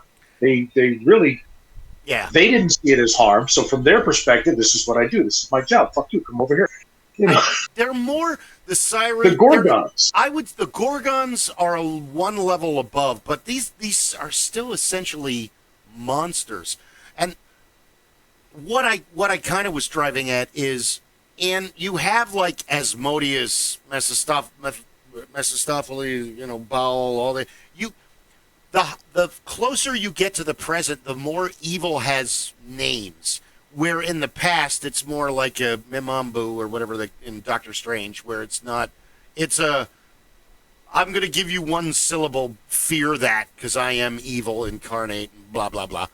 But even like the Bible would suggest that there really isn't an evil until the fallen angels.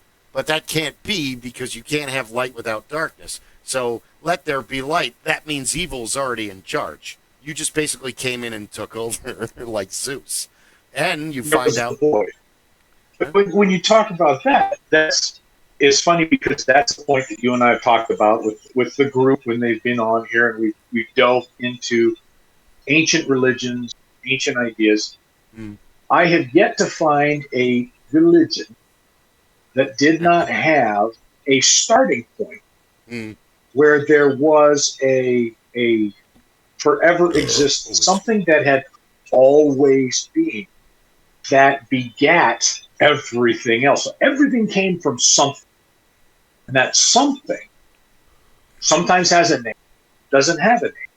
So, all of the pantheons speak about the gods and goddesses, the demons, whatever the pantheon is, being created from or brought into existence by a named or unnamed forever entity.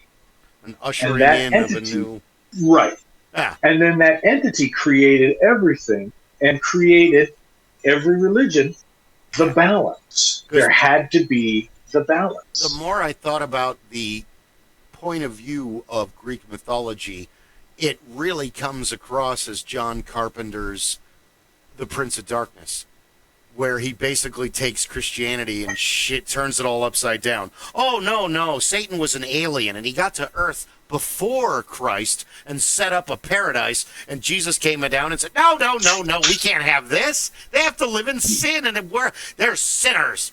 And then they encase Satan in the canister, and he's stuck in the shadow void for all that time, and Jesus has, rule of the world.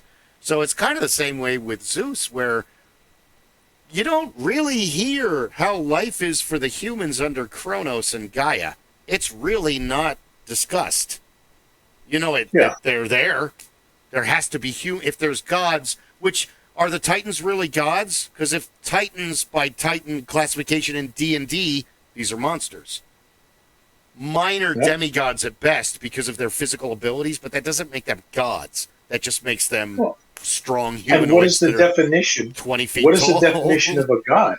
Yeah. Are you looking at the definition of a god as being a otherworldly manifestation that has power beyond recognition, or are you looking at the Christian ideal of God? God is the end all be all. That's a whole nother story. We're not going to go near that one. To never want to talk about politics or religion. We're talking a lot about religion right now. Well, we're talking about ancient religions. Ancient religion. So, I started thinking about this, and it's like, you know what? In a sense, after Zeus comes in, takes over the Titans, imprisons everybody in Tartarus, all of the bad things, all of the 100-handers and the other, there's a bunch, the Cyclopses, there's a bunch of other groups. Tartarus is strictly for the baddest of the bad. All your homicidal maniacs and serial killers and mass murderers, that they live ex-wives. That's where Sisyphus is. Ex-wives.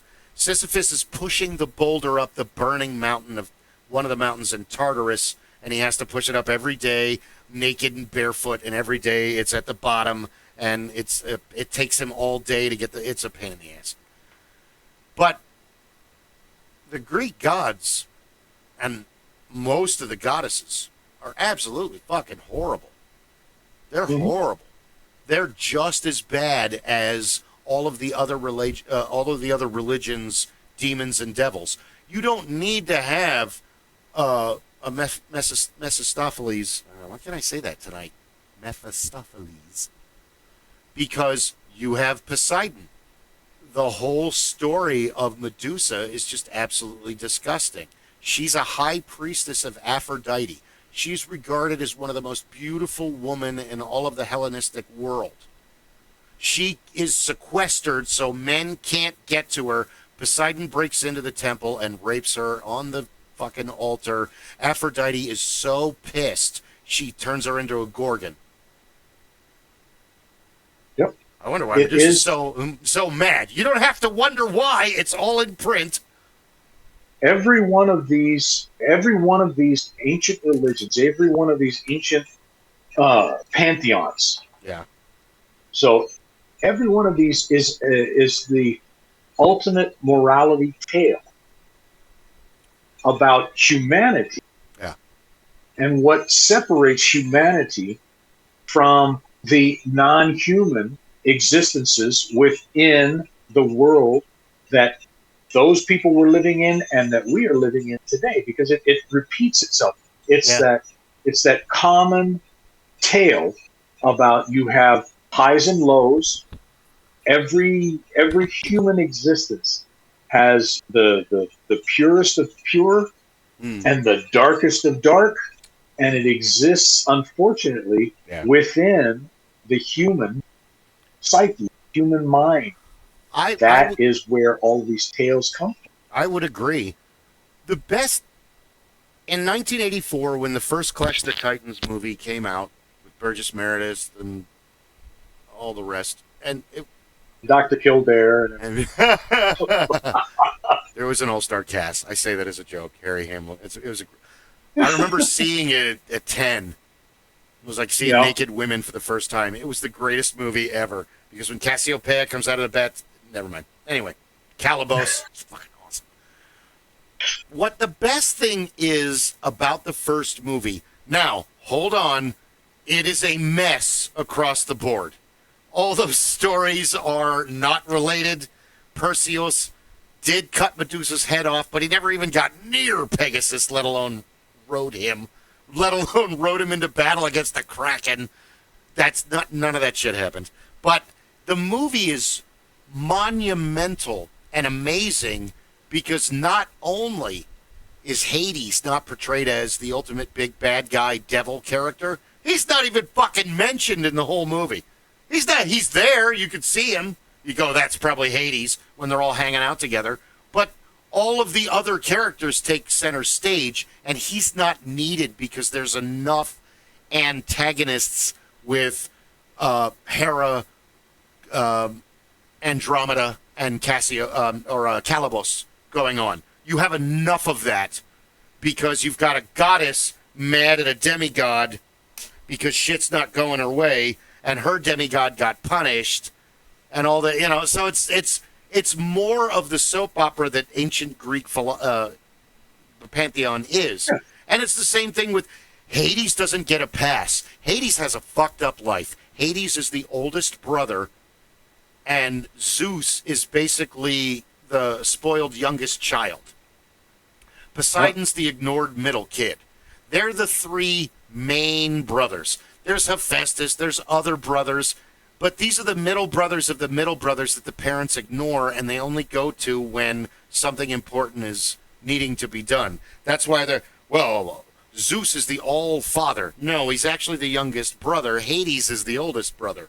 But they decide, after the big war of the Titans is over, to draw lots. So these superpowered superheroes decide that they want to have super special powers over the powers that they already have, and they get these from the Titans because these jobs were already taken by Titans that were hanging out and, delivering all the stuff. So they draw lots, and it's Zeus that gets the sky and the heavens.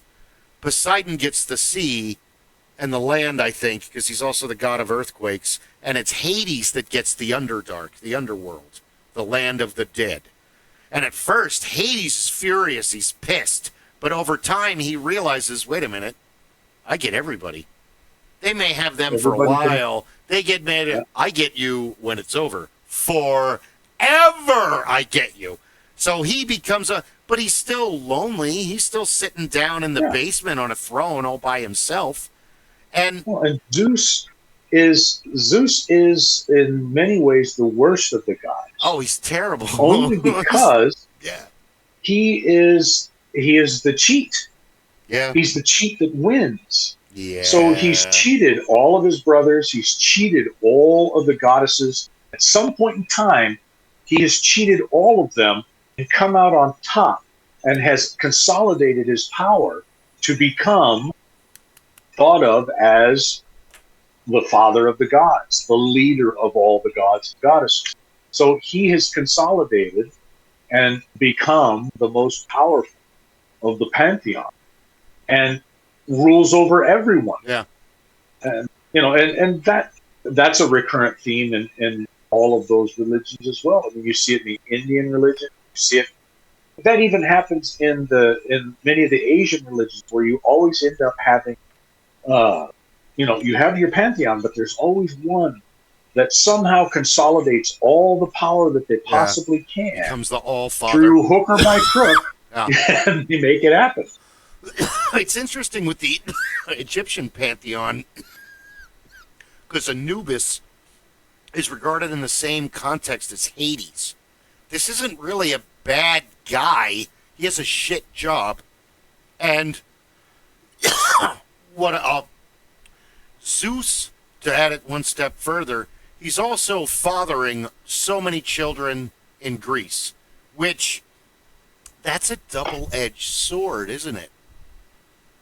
He's creating demigods left and right. But if you're a teenage girl in Athens, and all of a sudden you get pregnant by whatever circumstance.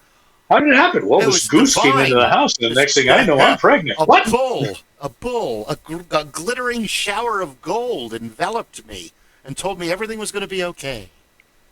Yeah, don't move. But and then the next thing you know, Zeus is literally the tale of all young women to avoid the rock star, because he's just going to get you pregnant and forget about you. I mean, that's literally the lesson of Zeus. Don't fall for it. It's going to get you pregnant. Leave, and you'll never hear from him again. And that's even. And you'll be you'll be stuck raising the progeny that may or may not become the next great whatever. Well, he told me he was Zeus. Yeah, I'm sure he did. So what we're saying, ladies, is don't date the fucking drummer. Hey, but yeah. Poseidon has to be the worst, because he probably has an equal number as Zeus, but he's way more evil and sneaky about it, because he's the only child. He's the middle child. Nobody pays attention to us. They ignore us. That's why most of us are insane. We're constantly being compared to the oldest child and how we're not following directions, and we're not special enough to be the youngest child. Okay. When's your birthday? That was last week. We forgot your birthday? Again, yes, it's okay. I'm used to it. I'll be in the backyard lighting the grass on fire. And you wonder why I don't turn in homework and I'm always in trouble. It's because you tell me how much I suck every day. Because I want somebody to pay fucking attention to me. We're talking about Zeus. We don't need to. No, it's not. It wasn't like it. It was sometimes. Anyway, but I started thinking about it. Like, yeah, they don't need demons and devils. They're more like the Indian pantheon, where half the time they're awesome, and then all of a sudden it's like, well, Dad's drunk again. Which we've all been there. So, and that's where the demigods come in the Greek and the Roman pantheon. Because the Romans blatantly stole from the Greeks. The Romans are the worst. We have Saturnalia and all these other gods. Well, they suck. What? Our gods are much better. We've had them longer. But what about... We need to get some fucking... Well, we'll just take yours. Yeah, and we'll just rename them. Change their names. Just rename them. And that even... The best is I kept posting that song in 1972. The Italian guy wrote an an American song, and none of the words barely make any sense. It's all like, that kind of a dude is that walking around, and it's all like that. And if you didn't speak any English, it would sound like English. But if you speak English, you're like, what did you say? Is this scat? Is this whole song just? I mean, that's cool. Like Scatman Crothers and John the Scatman. I'm a scat man. I love this song. The Micro Machines guy. They slice his dice. Hey, fast talk is an art. You have to be able to think and make sense and keep your breathing going all at the same time. That's right. And if you can't get a recording contract, you can always fall back on auctioneering. Yeah. So in closing, if you're role-playing and you're the game master and you're doing an ancient Greek campaign, you've got demons and devils now. Zeus is like just hanging out. He's not just this loose hormone in the Mediterranean is raping everybody. Which, wait a minute. Hold on. Like in the movie American Gods, if you're a god to one people, and you walk somewhere else in the world, shouldn't a minimal amount of your power follow you? Based on that storyline, How many it does. children has Zeus fathered all over the planet?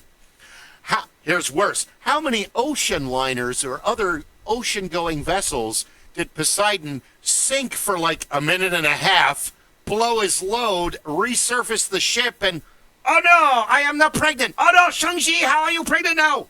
I mean, how often did that happen? The world isn't that big, folks, and if they're gods, Shadowfax, show us the meaning of haste. That's right. What? So I don't... You brought it full circle, because if somebody wants to learn, and I'll tell you what, for me, this was one of the hardest things, and I still haven't been able to read through it, is the Silmarillion, because Tolkien did an extraordinary job. If you can get somebody to, on YouTube, there are a lot of them. There have been a lot of... those I've watched. There's been a lot of programs that have been written or put together to explain the Silmarillion. Yeah. And to go through it and to talk about it. But that is probably one of the best portrayals, as far as I'm concerned, of the norms that exist in just about every religion that you can name. You can go through, wait. change the names and tell the same tale. You've opened a can of worms. You said the biggest mistake they made, from my opinion. Now, hold on.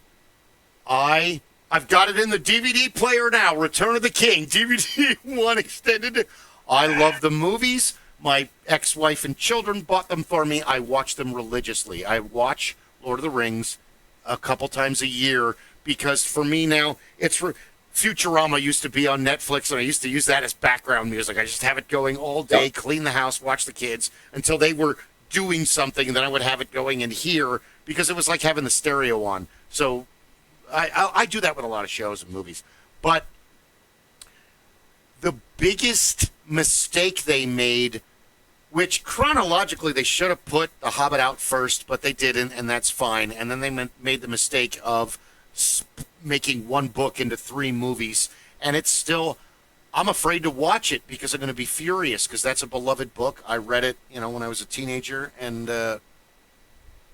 he got his wife into Lord of the Rings. It's amazing, but they really kind of missed a movie angle where they could have done it like The Princess Bride, and that's how they really should have had it, where they should have had like Michael Caine or another cuddly English actor with like a 5-year-old and a 6-year-old. No, Gran, read us this book. Oh, and he should read the Silmarillion, and then she doesn't get eaten by the eels at this. Because from what I've watched from the shows and explained, like Gabe, who's one of our viewers, and hopefully we'll get him on the show, amazing artist, also gamer. He made it sound like it's more like reading Greek or Norse history, where it's a collection of stories that aren't connected by time. They're just stories. And this it's building the Pantheon. Yeah, the Silmarillion is building the Pantheon. So it takes you from, here is the first god. This is the god. And it's not given that name, is given as the creator of all things. The first who sung everything into existence and created, or it's something like that. And so as it goes through, it explains to you where each level of this pantheon comes into play and how the elves ultimately come from all of that. Yeah. How the dwarves are created, how the humans are created, the mistakes that occurred, and all of those things. But you're right. I mean, it's like reading. It's truly like trying to read a Greek philosopher's explanation of the entire Greek pantheon from the beginning. I would go. So yes, you can get lost quickly. Oh yeah, yeah. You can get it's more hammered fast. For us, it's actually. Tell me about the Greeks. Well, it's more like Buster Scruggs. Okay, all of these things happen in this area at this time period. Here's this story. Here's this story. Here's the singing cowboy. Here's the, here the bank robber guy. So all of that is happening simultaneously in the same area, but it's nuanced together, but not really related. It's simultaneously on the same level, but not actually created that way. Oh, the question was, have you seen the Rings of Power show? I have not. And I can't. I have. You have. I enjoyed it. And I go in. We've talked about that before. I enjoy those, and I watch those films, those programs. So the Star Treks, the other Star Wars Pantheons, anything that's going on in these storylines. Oh, you meant the that new may ones. not be with original canon. I go into those, watching them to see how well they stand on their own, and not necessarily looking to tie them to everything else. I look for the connections because I want to see and hear the connection and I want to hear that there's a continuity. But I also give the opportunity to try and enjoy, like the Rings of Power. I wanted to enjoy that on the basis of its own existence. How well was it done? Does it go through? Does it tell a good tale? Does it give some explanation and carry forward? And I thought it did a very good job in that respect. It's when you get the people that cling so hard to a very narrow, description of whatever the universe is going to be working, based on one subsection of it. So that's where kind of the Star Trek and the Star Wars things, I end up having some difficulties when I hear some folks really tear off onto something, and I think, well, this is the original storyline. These are the tales.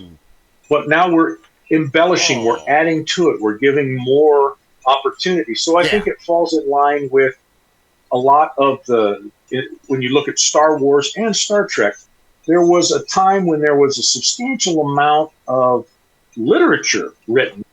There are many books, comic books, things like that were written by those outside of the original owning line. So for Star Wars, it wasn't something that Spielberg was there and you can only tell this tale and you can only tell it this way.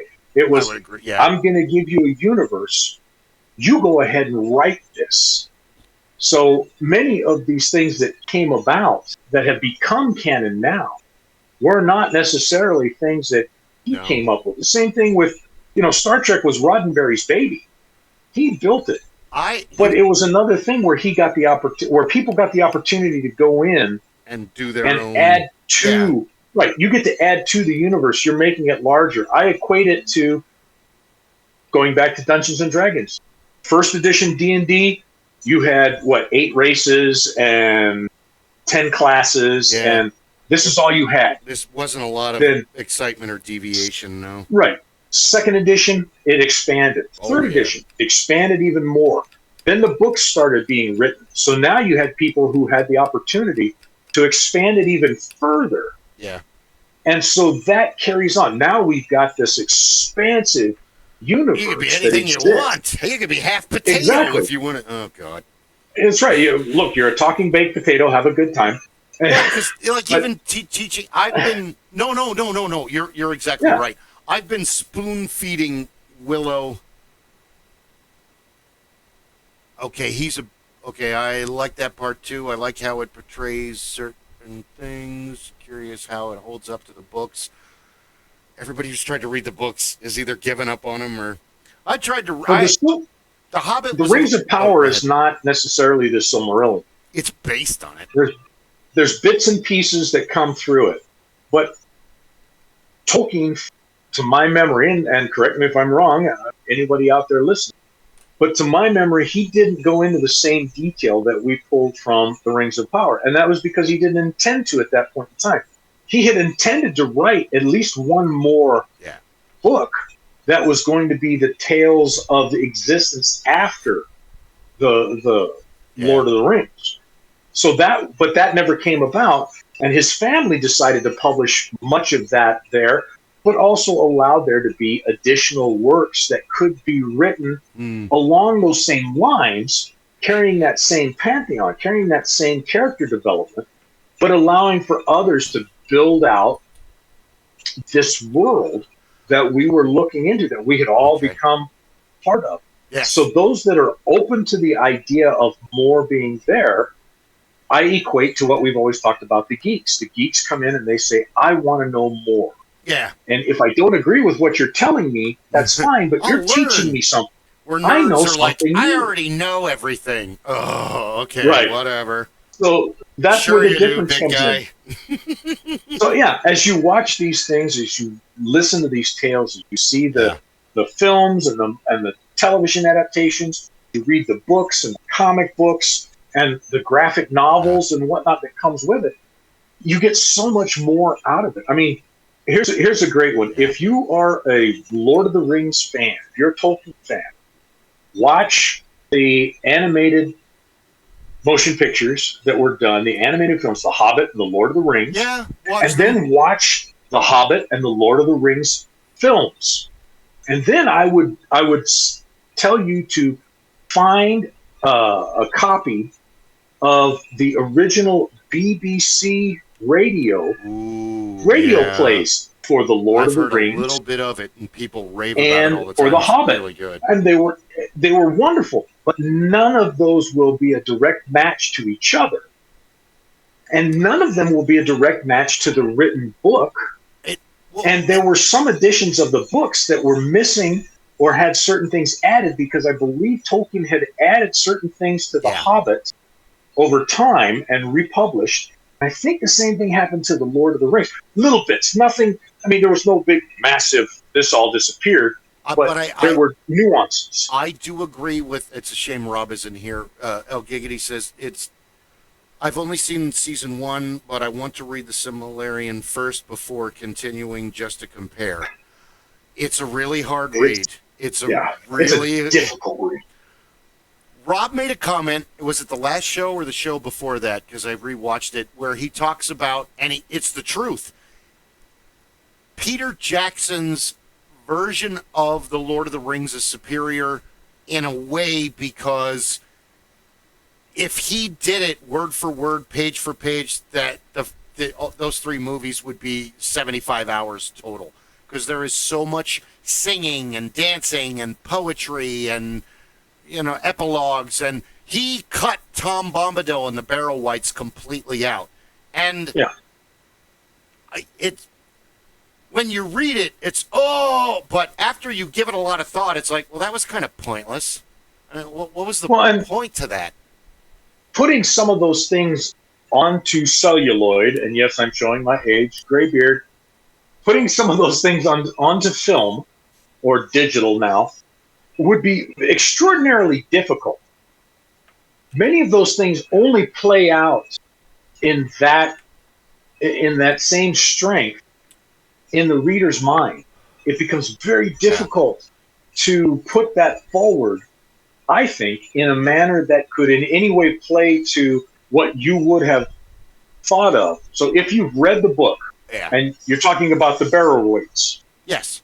So you're going through the Barrow Wights, and you're thinking about it, and you're thinking, holy shit, I can envision this tomb. I can envision these ghostly figures coming, the dead moving, and all of this. And terrifying. You would be very hard-pressed to put that, even with AI today and digital and everything else, you would be hard-pressed to create that visually to match, let alone surpass what you can build in your mind. I have a documentary on him. I have not seen the Tolkien movie, but I know a lot of writers, and I desperately wanted to be a writer growing up, because writers get to control the narrative. They're the ones that make the story. They're the ones that create it. They're the ones that craft it. What you learn growing up is what you have in your head and what ends up down on paper are often 2 different stories, and one doesn't make any sense. So, in a sense, again, the man died long before I ever was born, but Tolkien is a man that is a rural English gentleman, educated at Oxford, and he experiences trench warfare in World War I, and it forever changes his life. Him and C.S. Lewis and the rest of the Inklings, and they were, I think a couple of them knew each other, and then they all met after the war, because we've talked a lot about Hobbit genealogy and pantheons and magic and elves and thing. Tolkien's on 3 levels. One, you don't really have a lot of fantasy before him. You got Beowulf, you got religious stories of old world gods, Gilgamesh, that kind of thing. But you don't really have... You have Ivanhoe and Robin Hood, and I believe there's a German one, too. There's like a bandit type. But you don't... But those were based in history. William Tell. So it's, you've got this... They're not... Yeah. Tolkien comes and basically grabs from Snow White and Rose Red and Cinderella and all of these stories and old world, because on one, that's why I said it's 3 levels. On one, he's a trailblazer. You don't really have much to compare him to except the epics of Gilgamesh, and not even, Fafard and the Grey Mouser won't come out for years. This is before Conan. This is before all of those guys. You have you had Howard and those guys writing about the same time, but you have to remember too that what Tolkien had done was he had literally created an entire universe aside from the one in which we live. And where these others were tales of history. I mean, he was really into... I've got a bunch of his books that I've never read about Farmer Ham of Wotton, and they're collections of short stories that he was building up. Because that's what... Right. One of the things I think that there's an overabundance of singing and dancing and poetry and description, because he's like King after him, and then later R.R. Martin. They're wrapped into creating the world, so they're really heavy-handed on description to get you immersed and to bust up that word count. Got to be over 250,000, folks. It's got to sell. It's got to pop. People are going to want it because they're trying to market it, but they don't realize it could be 9,000 pages. If they want to read it, they're going to read it. It's going to happen. If they want it, they're going to stand in line for it. That's just the way it is. See, I've stood in line for all the Harry Potter books because that made the ex-wife happy, with guys in robes at midnight and at Borders, and The thing about it is, Tolkien was a writer, as you said. Tolkien was a writer. He could also do poetry. But he was a writer. He could put pen to paper, and he could put his thoughts on paper. Yeah. The difference is he was not a storyteller. No, but he was also a linguist. He was fascinated with the spoken word. But he was not a storyteller. So he had to write about all of the dancing and the singing and everything. Because, like you said, we want to immerse you. I want to show you that this is the elven culture. Yeah. And now you have a better understanding of who the elves are, why they are. This is the dwarven culture. Here's all their songs. This is what their armor looks like. This is where they live. This is the jokes. But he had to do that in a written format. And this is why I've always pushed on you, because you are the storyteller. You can't put it on paper necessarily. No, but you can tell the tale. And the difference is that Tolkien could sit and write the tale out, but he couldn't speak it to you in the same way. He could speak it to you. Let me tell you the story about Bilbo Baggins, and I could give you this. But when he writes it, he's writing it, and you're putting the inflections and doing all of that. A storyteller such as yourself, you can be the one that says, you're the one that can put to it all the inflections. The Hobbit lived in a hole. It's not a dirty dusty, dank little hole, but a beautiful, well-made hole. And you can do that when you're telling your tales, because you can then create that same immersion Mm. using your verbal skills, your voice skills, your ability to weave that world verbally to people. Mm. And that's a big difference as well. So you have that same skill set. Mm.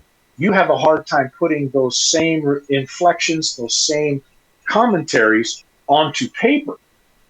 But then again, when people sit and listen to your tales and you're telling this, you're weaving the story an hour in front of the fire, out at fair or Yeah. sitting in the Days. backyard, and people are sitting on the edge of their seats and they want to hear more. And tell me more. What? Wow! And you're not only just saying, "Well, the Hobbit, he's a little guy about this tall." You're saying, "Oh, Oh, he only Bilbo. stands about 2.5 feet tall, but he's rather a plump little fellow, and he's wearing this beautiful green he coat with eats these wonderful brown slacks." he eats And 9 meals a day. 9 meals. Yeah. Because and that's where the difference comes in. thank But you. that's the biggest I part of being appreciate able that. to do that. But he also That was. is a tale. There's a huge gap in England's history.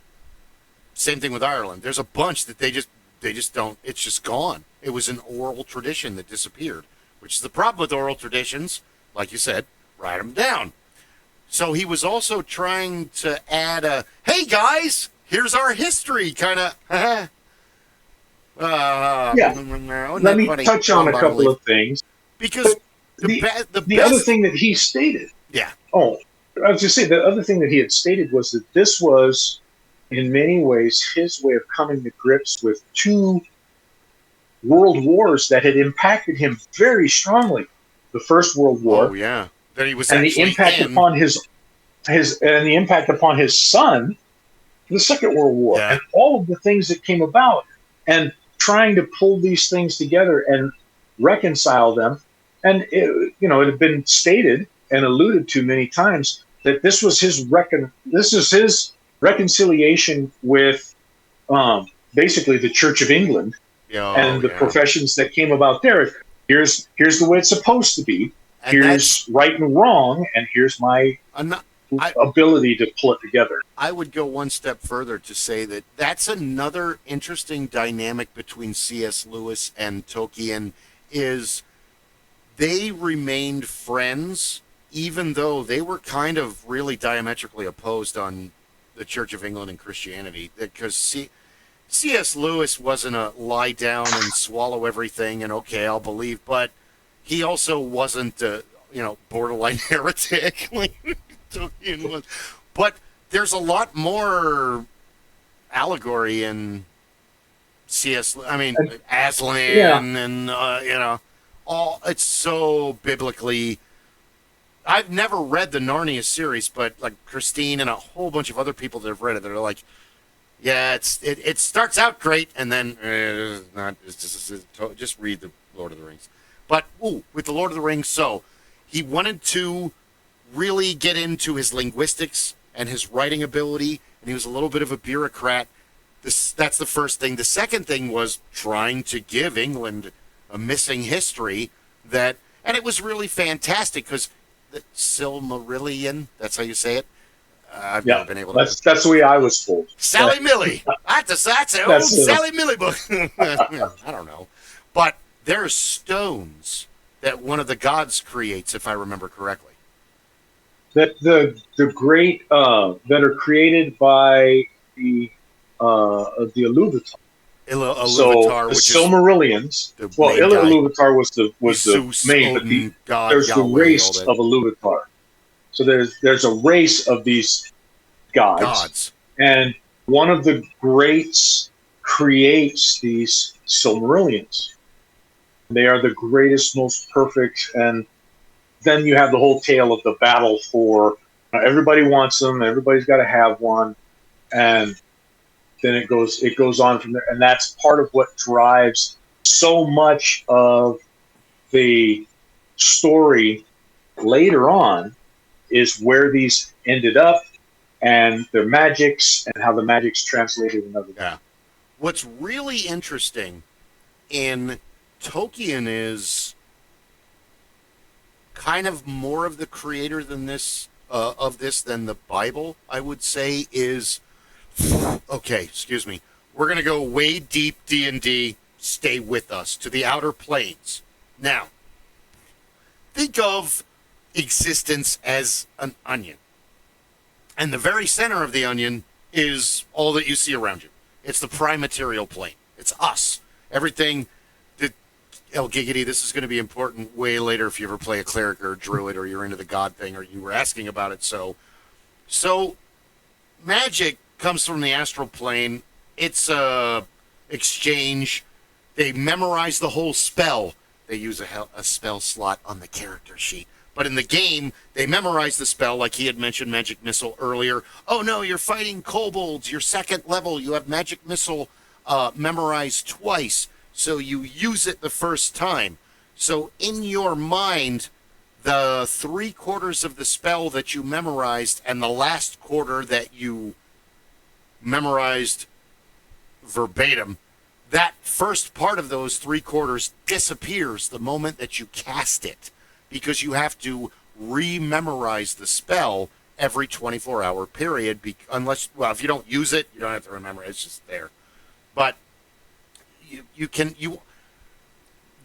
they didn't want mages to just be able to cast spells forever. So they gave you in the very beginning in the iterations of the game, and then they changed it later, but we're just going to deal with the very beginning now for basics.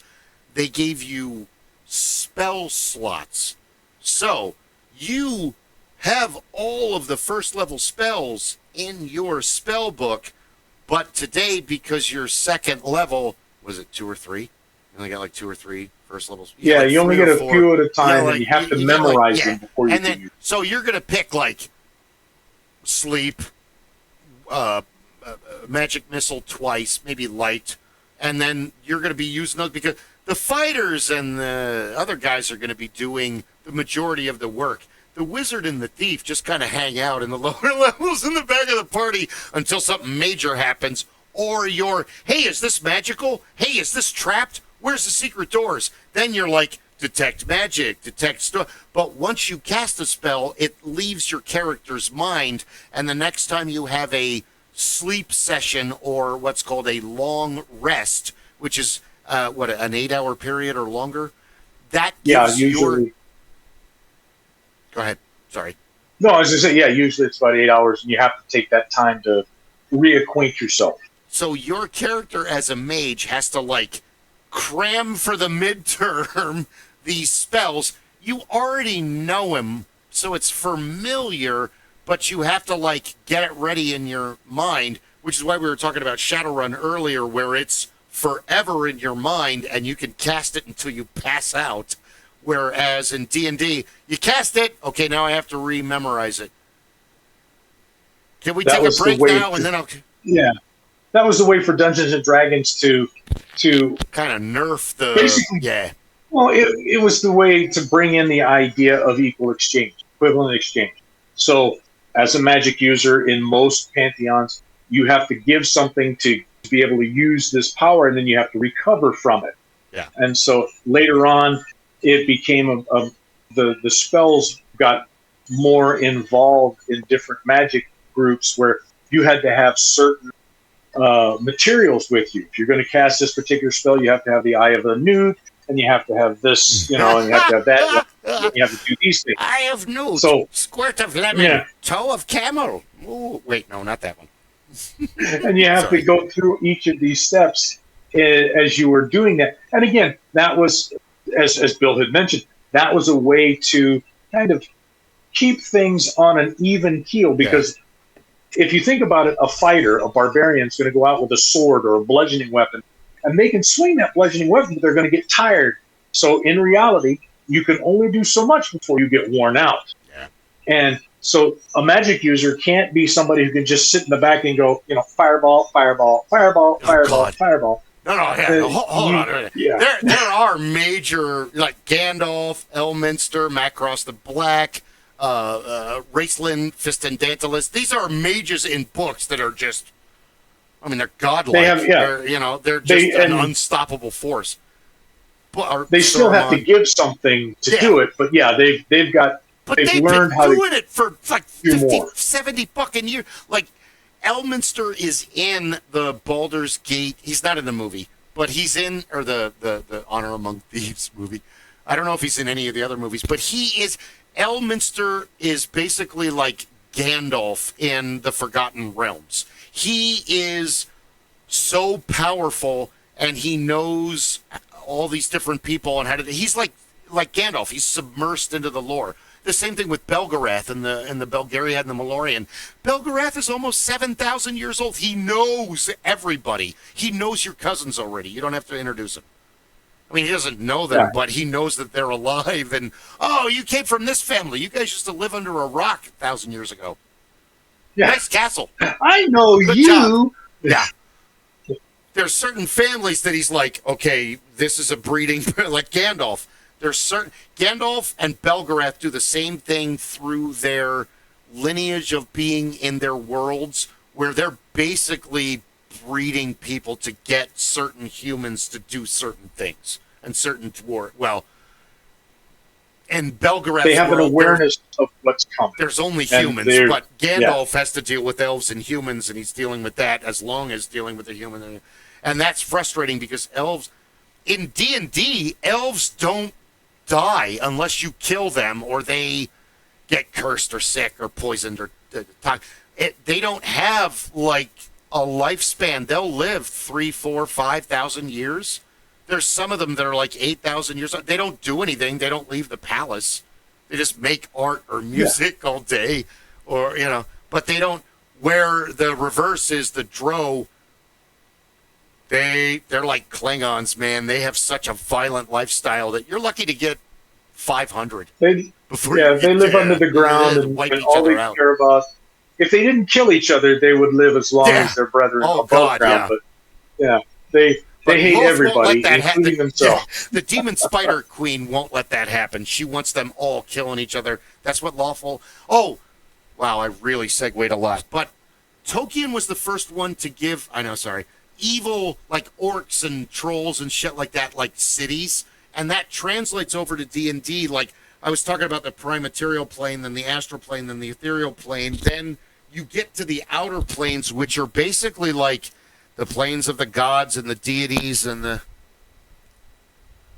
Then, if you want to cast, then definitely Shadowrun is more of your game. But that's, you just keep rolling the dice, and until you fail your drain, you're godlike. And the more being an initiate and being in Shadowrun is probably the closest to being a demigod that you can play, like being a very high-powered Jedi in Star Wars, because only dragons and so you have totems in Shadowrun, and you have the elements like fire, earth, air, water. Those things are hugely influential, but they don't have like a conscience that guides things. They're more of like a collective push, if that makes sense. So like more like a power source. Mages use the elements, and they eventually incorporate an element into their astral persona and their ethereal persona, but they don't like worship the element. It's just the conduit that they've synced with. Where a totem, you become really close to the owl totem, the dog totem, the wolf totem, the cat totem, the raven totem, the owl, the gargoyle, the knight, the whatever the totem is. So you are getting fed constantly, and a lot of times once you get way powerful, the totem will just give you the spell. Oh, 5th level wrecker now. Well, you've done so much for the you're basically serving a god, even though it appears to you as a totem, that a giant Indian totem that's made out of different variations of the same. It looks like whatever you want it to. It's your imagination. That's the beauty of the game. It's like fetishes that pop. But with Shadowrun, you have the flip side where you've got the negative aspects of what I just explained. So, oh my God, this used to frustrate me. And I hope he's one day a viewer of the show, but Billy Marsden, I want to play a toxic shaman.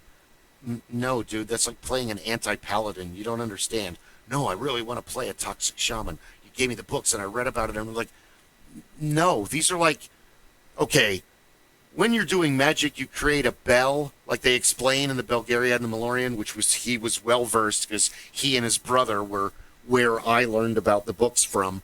It's like it's keep it the same concept. So if you're a Gorim cleric and you're serving Torak and you go into Bel Air's area, what's going to happen? Oh, the clerics of Bel Air are going to know immediately that you're there and they're going to come beat the shit out of you and kill you. You're very smart. I don't have to figure this out for you. Playing the most, playing the darkest biggest asshole on the the pure evil. Those that want to be chaotic evil in Dungeons and Dragons or of a similar condition in these other role playing games, they end up finding out because everybody thinks, oh, it's going to be fun. I get to be a bad guy, kill everybody, I can do whatever I want. There's repercussions that come back because. Now you're the biggest asshole. They want you They want you, period. When you initiate and when you get into the magical community, they're looking for these guys. They're out to get them. They're hunting for them because they are the Melkor Sauron equivalent in the Tolkien world. They create discourse. They fuck shit up. They hang out in toxic waste areas, in landfills. They are there where the city is decaying. They pay gangs to break stuff and ruin things. They're the bad guys. And I think that it was so many years of hunting them down and killing them. The intelligent mind eventually goes, why are we doing this? Wait a minute. We haven't really experienced their side of it. So then one day he's like, I want to play a Toxic Shaman. How's that going to fit into the rest of the group? No, we should all play Toxic Shaman. Okay, I know where this is going. This sounds cool, but this is actually a terrible idea. Well, why is that? It's like, dude, this is Watership Down. It's like being in the Warrens. You're a rabbit. You have 1,000 enemies. Everyone is trying to kill you. Corporations, the local police, the local society, all of your local mages, all of your local shamans, all of your, the adepts are pretty much not going to bother you unless they're told to kick your ass, but, oh my God, they live for a fight. They're the equivalent of juicers and riffs.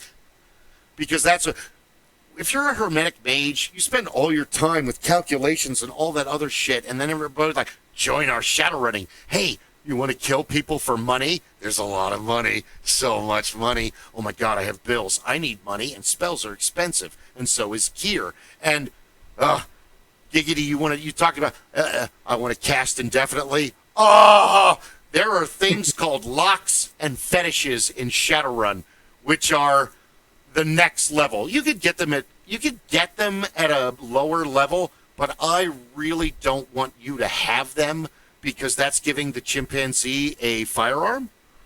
Yeah. I'm going to give you prepared for those. The problem is that a fetish is a disposable or sometimes reusable when you get way powerful. It's an item that, Rob, Mana Ball. You're a combat mage and you work for a Shadowrunning team. You used to work for Mitsuhama, and you're gonna have to break into Mitsuhama, and you know that this one area has magical creatures in there, so you're gonna need a little heavier firepower to kill the pick one, whatever. There's a lot of different magical creatures that are a real pain in the ass in the game because it's D&D and Shadowrun. So you'll learn Mana Ball at level 8 with a disposable fetish. So what that means in gaming terms, when Rob casts the spell, he's going to gather all of the 6-sided die for his sorcery and his magic theory, and then the dice for the level of the spell. So he's probably got a good 20-something dice. And my job is to, let's say he's casting the spell at level 8 with a disposable fetish. So he's going to roll all of his dice. And for his body, he's only going to take drain at level 6, and the fetish is going to absorb and be destroyed for those next 2 power levels up for that spell, because as incredibly amazing and awesome magic is in Shadowrun, it's fantastically chaotic and dangerous. If you fuck up your rolls, you could literally destroy the planet if you're doing a really powerful spell.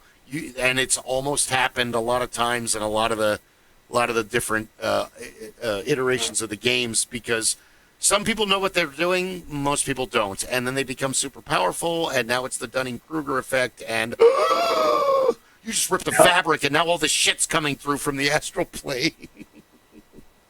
Like, oh, well, guess what? The game's over. Why is that? He rolled all 6s on 40 dice. So we're done. Yeah, you're going to do the damage of an 8-level spell, but when you do your drain, your numbers are 6.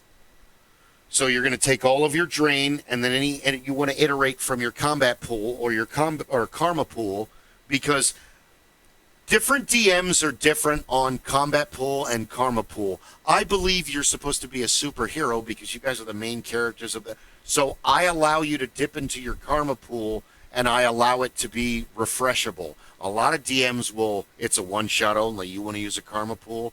That's because your karma pool is basically your level.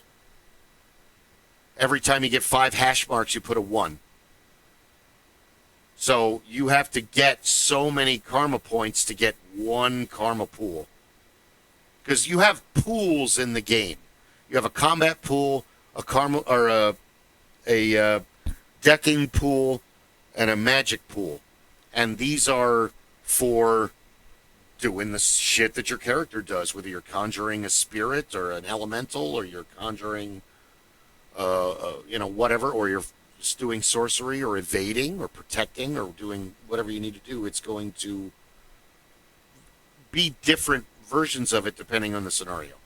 So one thing that's interesting is you don't have like demons, but how can that be if you've got totems that are animals? There's got to be a swing. And if you got elements, well, the dragons and a couple other hybrids of critters that I don't want to talk about it because I want them to be a surprise later if we ever play, which we will.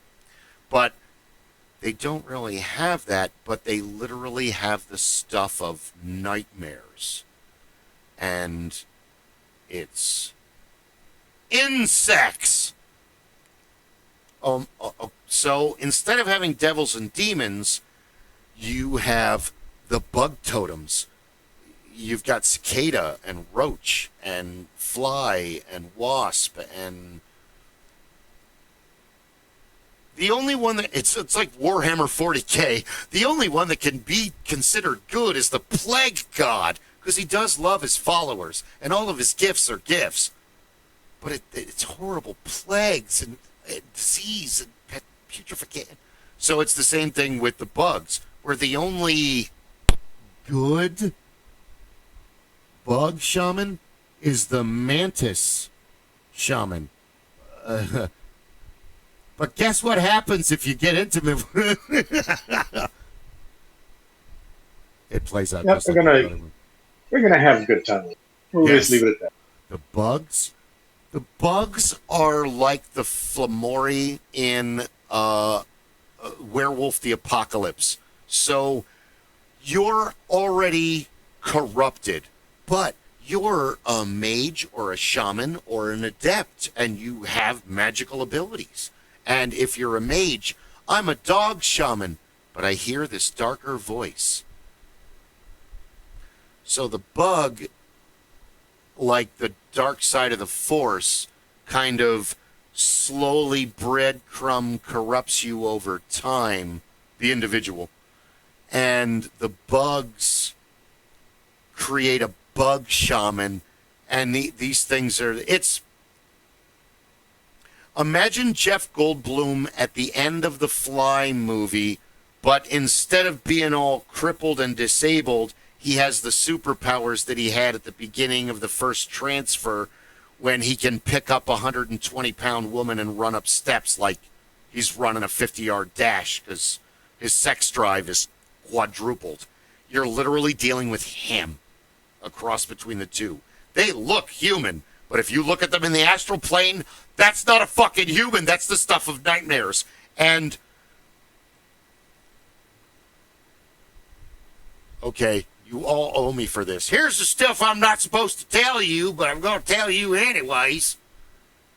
You can't just kill a bug. You have to kill the bug in the astral plane, and you have to kill the bug in the primaterial plane.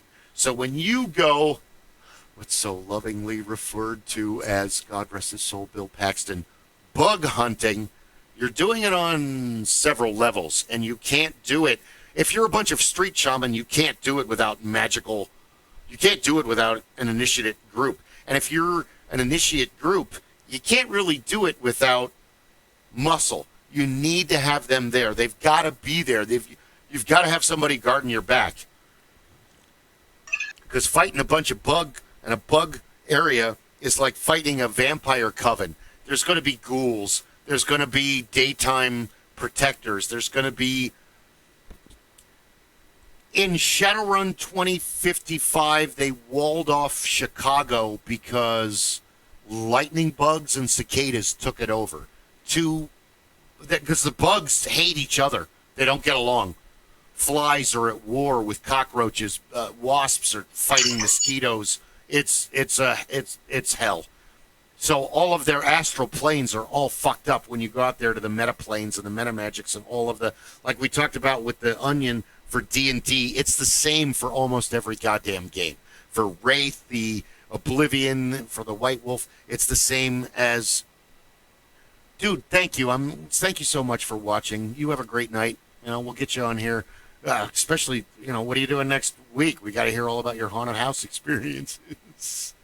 It's Halloween, damn it. We're not, I don't know. Eddie and Courtney are working at Sanctum of Horror. I got to go there. We'll see. It's easier to do this, though, now that I'm old.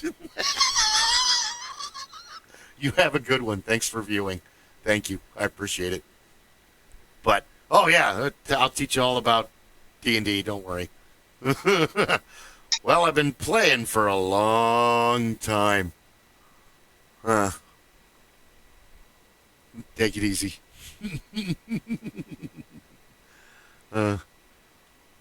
I miss doing the haunted houses. I really do. I got the itch. Now, all of the time, I accidentally scare people, and then I don't follow up on it. I'm sorry. I didn't mean to scare you. That's it. I have taken my training seriously, and it's been kept up with me because it doesn't really leave you, and you don't, you just walk around being you. But you've kind of trained yourself to be cognizant, to stay in shadow, to stay out of the line of sight, to, sneak up on people. I can remember Lauren, who, oh my God, we haven't done a Body and Soul candle.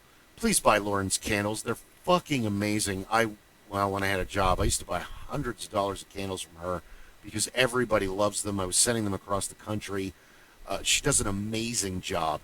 I mean, I love candles, but her candles are next. They're amazing. And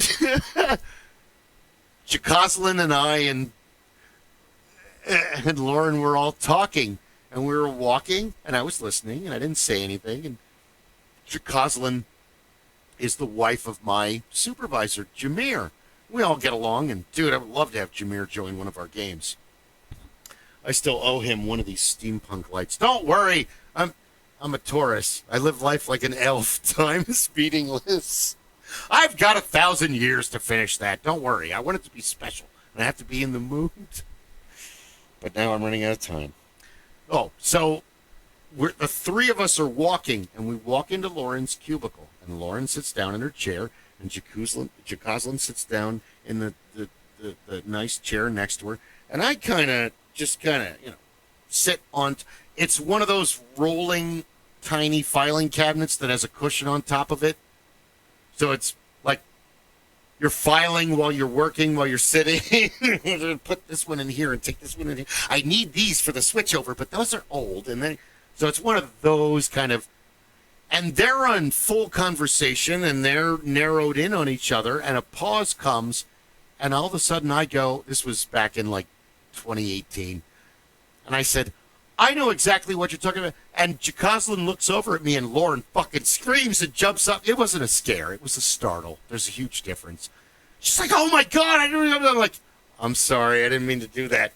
Yes. I did not mean to scare you. That was how could you not see me? I'm sitting in your cubicle. I'm right next to her. And even Jocelyn was like, yeah.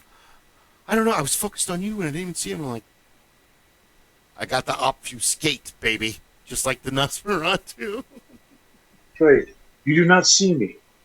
I am not the coworker you're looking for. I will make the phone calls you don't want to deal with. I will call New York because it's funny for me. I miss that. I used to get in 2016 they hung up on me. In 2019 they thanked me for calling and told me how much of a pleasure it was to hear again. I'm on hold. This is a practice in Manhattan. Thank you for calling Dr. Schoenfeld's office. This is Maureen. How can I help you today? Hi, this is Bill with CVS Caremark, Silverscript at Medicare D. I am calling on behalf of... Hello? Call again. Same bit. I miss Maureen, so I want to meet her. I just want to know what she looks like. I swear to God, she sounds like that. And I had people call her, and then I did her voice, and they're like, oh, my God, you're like exactly like her. I'm like half autistic. This is one of my powers. I get the sweating, the strength, the storytelling, and the being a mimic. It's why I'm obsessed with, like, Alec Guinness and Peter Sellers and Bill Hader from Saturday Night Live when he does John Malkovich. I do not talk like that. Yes, you do. Oh my God, have you not watched your own movies? You totally talk like that. And I would call, because you don't get a call from them every day. It's Medicare. It's totally random. Over a 3-year period that I was out on the floor, because the first 6 months I was just doing data entry and processing all day, but I was working 14 hours a day, 6 days a week. And Sandra Crabtree, I want to have Sandra on for like crafting. Sandra does a lot of like little crafting stuff. It's that, and I've exposed her to all this weirdness. And one day it's just she and I. It's very early. We're in the morning. He said, I'm going to have to slow down soon because, I don't want to sound like an egomaniac because you can't hate yourself and be a narcissist. But you can become an egomaniac because egomania and narcissism are two totally... You don't want to be too much of a nerd. You don't want to be too much of a know-it-all bore where, you want to keep it. You got to mix it up. So I said, I've noticed that there's less and less claims to grab and process now that I've been putting in 14 hours a day, 6 days a week. I'm going through a divorce. I had a bunch of issues at the previous job. Without naming names, when I started the job, I was 265 pounds. And when that was September 3rd, and then October 28th, I was 198 pounds, 199 pounds. That's unhealthy. I was so stressed out, all I did was work. That's all I did.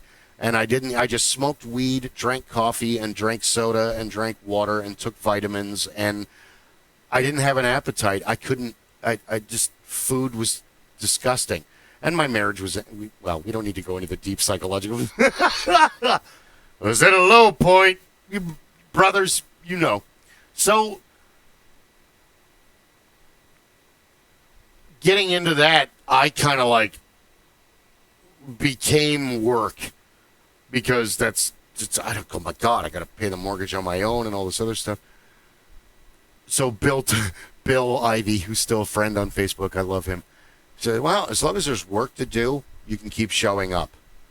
So Sandra looks at me and just was quiet for a minute, and I don't want you to become a egomaniac, but yeah, you've basically done 3 months worth of work in a month and a half. The power of angst, folks.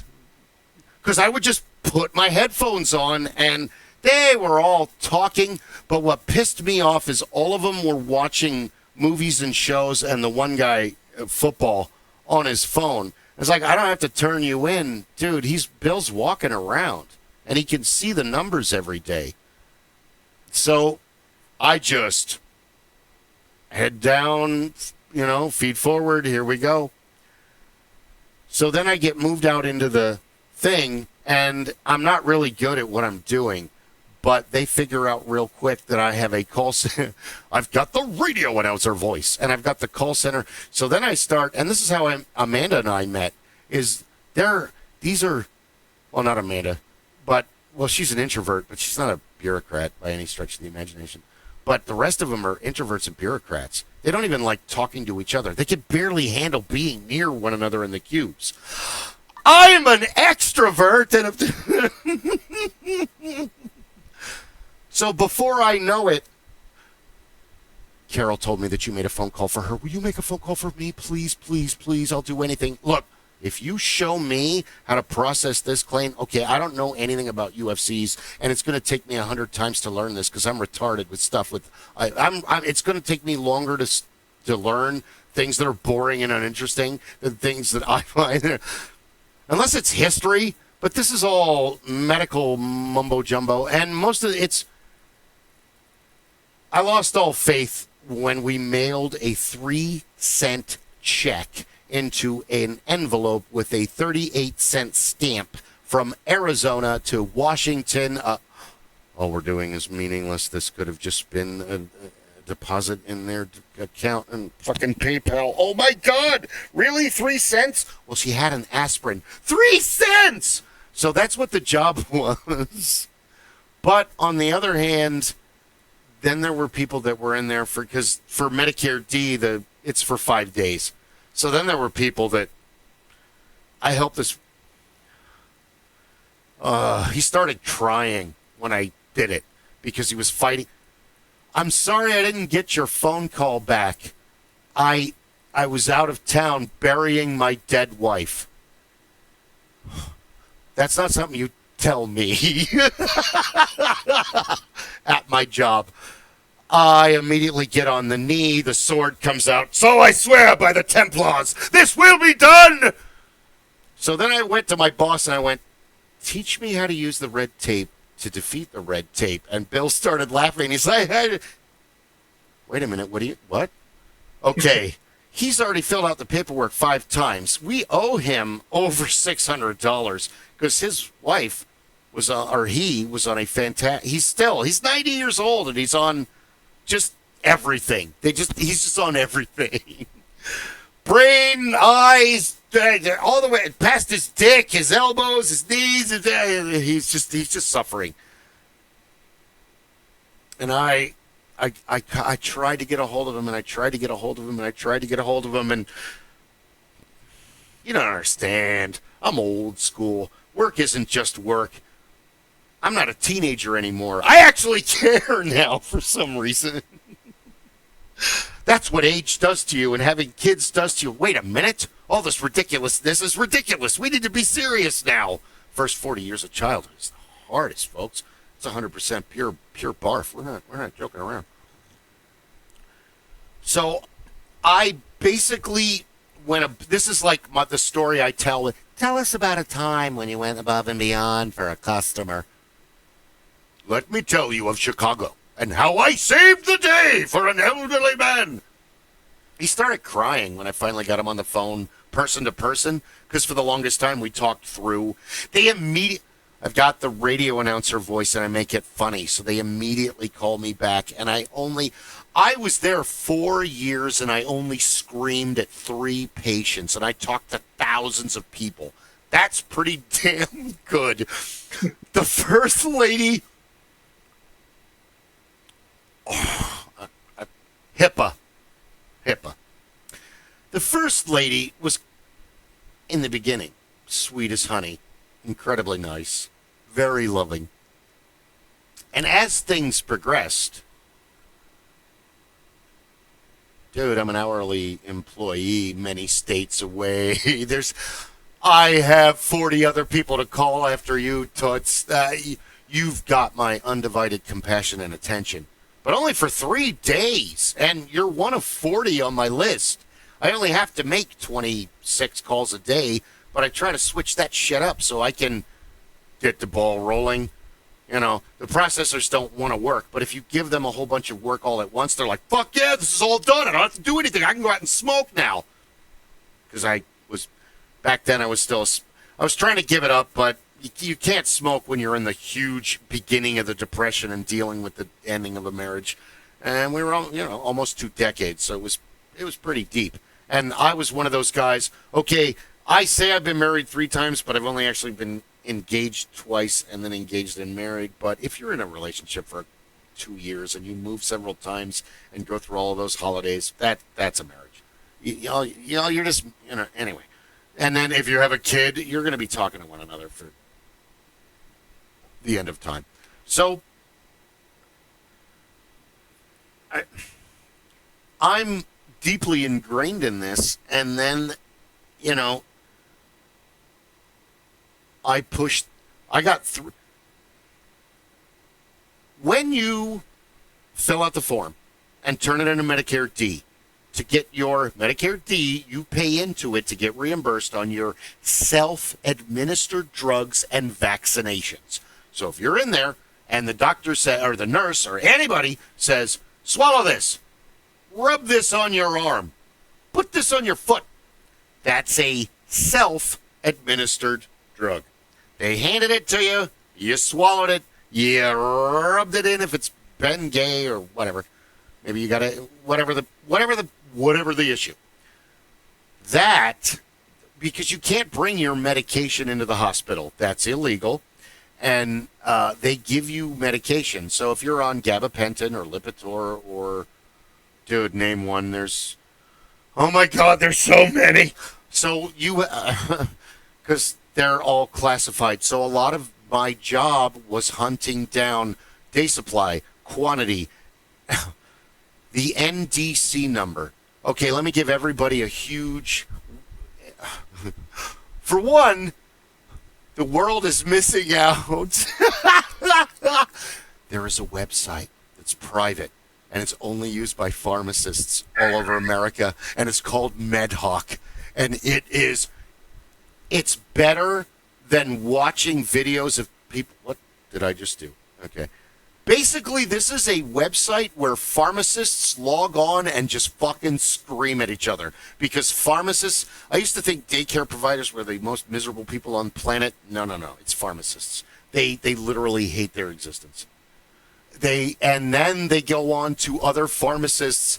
And the worst part of this is none of them know each other or know the context of what's going on with the patient. So you just have a pharmacist at a hospital say that this patient got this amount of drugs. So there's no cross-referencing with... So then you have, like, the Walmart pharmacist log on, read this, like you would yell at somebody, like I do, on Facebook and start screaming at them, and you're a moron. So then you have pharmacists screaming at each other about medication. This person is on this and they're not taking it and blah, blah, blah, blah, blah. Hey, dipshit, if you give them that many milligrams of this stuff, you're going to give them cardiac arrest. Fuck you, dumbass. I mean, this is a hospital. They're already on this. Don't you know that counteracts the... why I wish I could take that. I can't touch this. It's all HIPAA. This is the greatest thing ever, and the public is denied this level of rage from human being to human being. It's the equivalent of road rage or watching Raiders fans fight with whatever team they're playing. I don't know anybody. Anybody. I don't know much about football. It's the soccer hooligan equivalent of the medical, because most doctors, and they may go like, oh, that guy, but they don't like rage on each other. They don't get mad. They don't. But pharmacists fucking scream at each other on this website, and it's the greatest thing ever. And only people in the industry know about it and can read it because, well, I mean, it's people's medical information. You don't want that getting out. But if you could just block out all of I mean, I had to check this periodically because when I became a processor too, I checked it every day, and they would just hear me bust out laughing from my cubicle because, it's pure comedy. This is just like, why are you this emotionally vested on a medication that a stranger is taking? You're not a doctor. You're not that patient's doctor. You don't know this person. This is John Smith in somewhere elsesville, Arkansas, USA, or Oregon, or, it's all over the country. Oh, my God. I miss that more than anything. Just nonstop, like, oh, my God. But, yeah, I ended up calling all over the... Well, you heard me. Or no, I don't think you were there for that. No, I wasn't working from home. You heard me on the... when I was an authorizer for American Home Shield, when I was dealing with that. Yeah. The best was that we're going to put the customer service center in the Philippines. Well, the Philippines do a fine job. They're hard workers. There's no denying that. The problem is that the majority of the calls that you guys are dealing with are crisis calls. And Americans don't handle it well when they're dealing with a foreigner in another country when they're having a crisis. So it was very challenging later into the job because I would log on and get all ready, and some of these people have been waiting 3 hours to talk to an authorizer. So that means the plumber's been standing in your kitchen for 3 hours waiting to talk to me. And I'm going to try to get him off the phone as quickly as possible. And the women in the Philippines can't wait to give you the phone fast enough. They're just like, here, wait, hold on. Who am I talking to? What's going on? Hi, who are you? Oh, I'm Jim from A1 Plumbing. Oh, okay, Jim. Dude, what's going on? I fixed it, dude. It's over. Is it covered? Hold on, let me look. Yeah, it's covered. You're good. Thanks. Oh, my God, I got to get out of her house.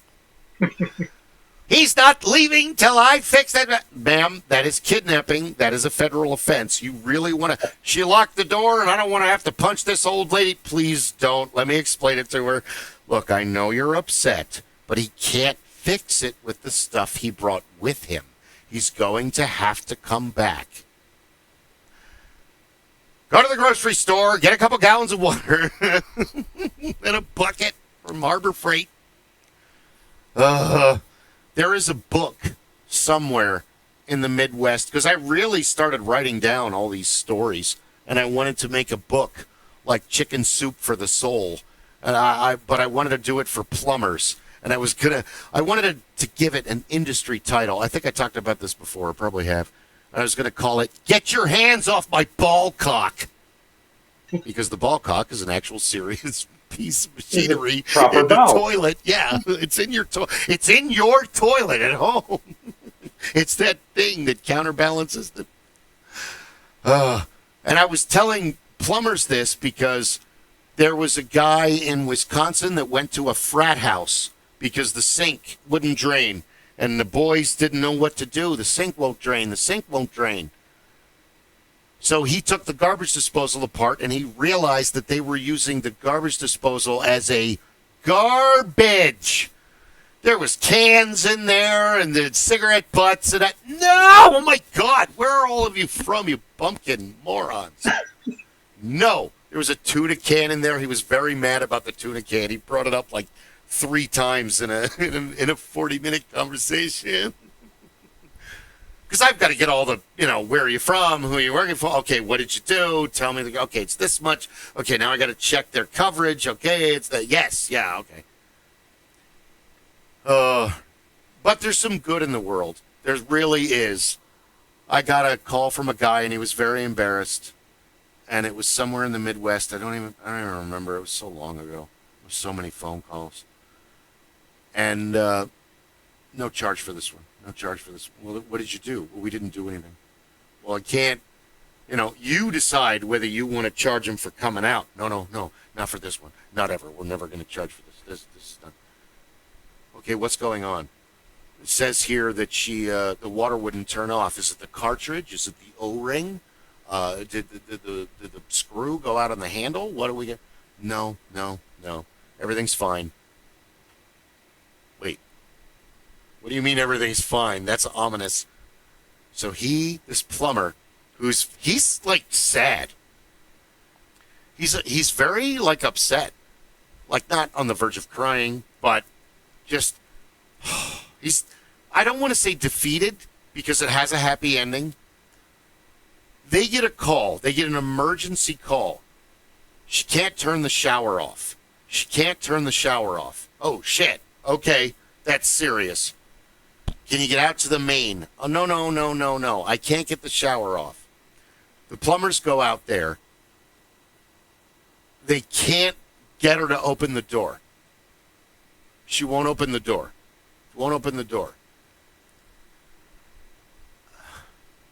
They finally, they get neighbors or her son. No. They end up getting in they break in, plumbers break into this lady's house. Again, I'm sorry that all these stories fucking just stack on one another. She had passed out. She got so upset she passed out. She couldn't turn the shower. No. She meets them at the door, and I'm sorry. Again, there's so many stories. Some of them are gross. This one is not. This one is sad. She meets them at the door. She lets them in. She can't turn the shower off. The plumber literally walks upstairs to her master bedroom and goes. She flips out because it's off. Sorry. She basically starts getting all upset. She is like freshly out of the hospital, chemo, fighting cancer. She had the hand strength to turn it on, but didn't have the hand strength to turn it off. She couldn't overcome the pressure. Yeah. She's so embarrassed and overwhelmed and all upset that she starts crying and then passes out. While these two plumbers are in there, and they're just like, oh my God. They call the paramedics, and now they're frantically going through her phone trying to find her family to call her to let them know that she's now back on her way to the emergency room because these guys think they killed her. It's funny now. It was not at the time. Because I'm on the other end of the phone with this just after the ambulance picked them up. I can still hear walking through the house because the cops don't know what's going on. Passed out lady, two plumbers, what the fuck? The plumbers try to lock her door, and they stay there, and they wait for her son, her adult son, to come after he goes to the hospital to make sure his mother's okay, and then comes and tells these poor plumbers, she's all right, you guys are awesome, 5-star review, oh my God, because they're like, oh, this is like a Tuesday. These guys, they were shook because everybody has family. You immediately start thinking about your mom and your grandmom and your aunt and everybody you love. And oh my, she just like had a meltdown because a lot of them have a meltdown, but it's due to the situation. And this was like, what are they? This is so out of their scope of being a plumber, but completely in the, you get 5 stars for being a good fucking human. Hooray for you. Yeah. I hope somebody like you is around when, my family can't be, because that's the best thing about being a human is just doing the right thing. But there were the best one is how, what's it called when a thought goes around the world and a bunch of different people in the different areas get the same idea? Oh, This literally happened to me at American Home Shield. I get a call from a woman a plumber. He went to fix a woman's dishwasher, and she had taken like the glass jars after she had melted down all the candles, and then put them in the dishwasher and then washed them with wax and wicks still in them. My dishwasher won't empty, and it's leaking all over my kitchen. yep. He said the wax puck was almost twice as thick as a hockey puck. It looked like an alien world. It was an exact wax replica of the inside of her dishwasher. And then, I shit you not 2 months later, a woman in Wisconsin or Minnesota did it. And the whole time I'm like, deja vu in real time. Usually deja vu is that feeling of, whoa! And then it leaves after, unless it's really intense, it leaves after a couple minutes. But this is like the whole phone call. Put candles in dishwasher. Oh my God! We don't cover that, right? It's not covered. Denied. Sorry. We do now. How come? Because it keeps happening. Yeah, we got to write it in. Yeah. People are stupid with plumbing. I had at least 8 calls of old women who the toilet broke and they didn't know what to do, so they just started using the cat box. Oh, God. Oh, my God. I've done a lot of stupid things. I've been really drunk, but there's a couple things I've never done. Never fought the cat for the use of the box. No, it's yours. I'll go outside. I'll get in the car and drive down the block because there's a gas station. Yeah. Oh, God. It's 3 a.m. Oh. They're open. Trust me. The guy's lonely. He'll want to talk to you. Or right. he won't. QT. That's where we go. Yeah, QT. Reading a good book. But that kind of has to, I did. That's how not to be an egomaniac, is to keep par for the course. And I became the bet I had, in 4 years, I had 7 supervisors. And Sean was one of my favorite because Sean was stoic and quiet, ex-military, had his motorcycle. I loved hanging out with Sean. But he rarely talked, and that's okay. I'll fill in the gaps. He sat directly behind. He was in the cube. If I farted, he knew. He was in the car. I didn't. He was in the cube directly behind me. And we would have, before I became the lead, before he and Jameer and Enrique changed everything, I was on the team that called all the places, because that's, you don't need to teach me how to process, because I kind of understand how to do that, but I'm so good at this, and you guys don't want to do that. So just let me do this. And that's kind of what happened. So I'm getting there at, 4:30 in the morning, and I'm calling New York, Maine, Connecticut, Florida, all those places, South Carolina, North Carolina, Pennsylvania, New Jersey, all of that. Hello, Nantucket. Yes. Yeah, well, I need NDC numbers for this. Then I learned the greatest gift ever, because each call, I cut the time in half, because each call used to take anywhere from 20 minutes to 3 hours. The problem is that I need NDC numbers. The billing department doesn't even know what those are. The pharmacists are going to want to know what, specific things, and most of the time they can't help me. So it wasn't until I befriended an amazing woman in Chicago, and she says, I don't know why you guys always call the billing department or the other one. You should call me. As the direct pharmacy buyer, I control all of the NDC numbers in the. Why am I just learning that? Why isn't this industry information? So once I got this information, I immediately started. Hi, it's Bill from CVS Caremark SilverScript Medicare D. May I speak to your or your inpatient pharmacy buyer? The inpatient pharmacy buyer has the direct access to NDC numbers. Well, I'll give you her voicemail. She's not in till tomorrow. Awesome. Thank you. So then I would say, I need NDC numbers for these drugs. You can fax me. You can email me. You don't even have to call me back. And next morning, I got like 10 faxes. I got like 18 emails. Oh, good. Now I can call these other people. Because that's the end of it, isn't it?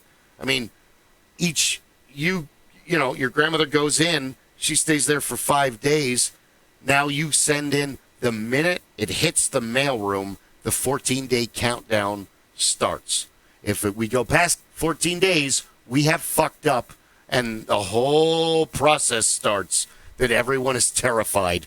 I was never at an office where a word, not somebody's name, could instill fear in 80 people with just standing up and going, auto forward, and then sitting back down. What does he say? Auto forward. Oh my God, does that happen? Who did it? I bet that's the one that was from. Oh, that's the one from Chicago. I know that because they wouldn't process. I tried to Oh my God, it's true. They're like terrified of this term because it literally like stops all of the gears, backs everything up, and well, we got to look at this now that you guys fucked this up. What did you do? You had 14 days. Auto forward. It means nothing, but it was like the most fun thing to say. And auto forward, and then what? They literally, you know, it's like in the movie The Hudsucker Proxy when the one guy comes out with the blue envelope and he walks down the hallway, and everyone's like, ah! It's like the parting of the Red Sea, and they give it to what's his name. To, oh, God.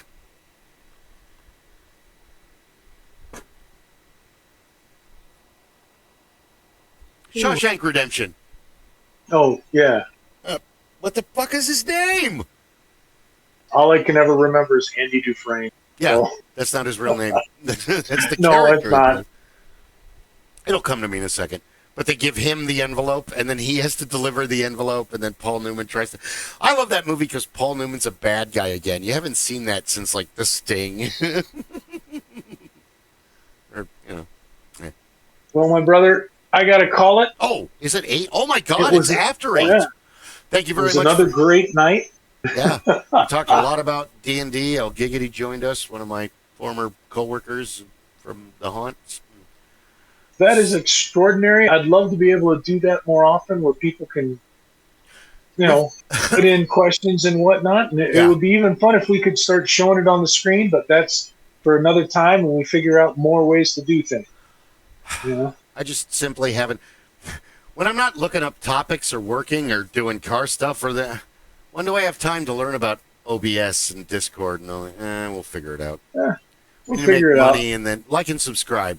We need to figure out a Patreon thing where we can do extra stuff and, you know, set that up. But that'll come with time. We gotta start printing the cards, and then we'll figure out T-shirts or stickers or something for those that want some. And we'll go from there. T-shirts are a whole new animal now. You know, it's more iron-ons than having the.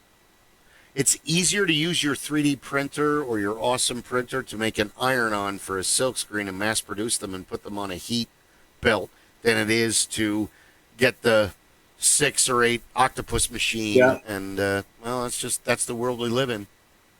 Oh, yeah. It's the same thing with what we were talking about with books just don't have the meaning that they used to have. I mean, books used to symbolize intelligence and knowledge, and books were coveted and passed down and traded. All right, I'm sorry, I'm babbling. Like and subscribe. Oh, yeah, now I got that. Self-publish through the digital. Yep. Like and subscribe. Tell your friends. If you had a good time, tell everybody. If you didn't have a good time, keep your damn mouth shut. Remember, in the immortal words of Smee and Blog, S&M money is the root of all evil. Except for us, we're pros. We can handle it. I'm so glad Chad remembered that, because Katney, yeah, well, she was there. She knew, but. Thank you very much, everybody, for watching. Like and subscribe. We'll do it next week. I'll talk to you very soon. We should, now that it's cooling down, we'll have to have hammer therapy. Yep, and we can record that and post it, use the cameras and everything else. Have a good time. Because the cameras overheat, folks. It's Phoenix. It's hot. My phone overheats going out to the ranch.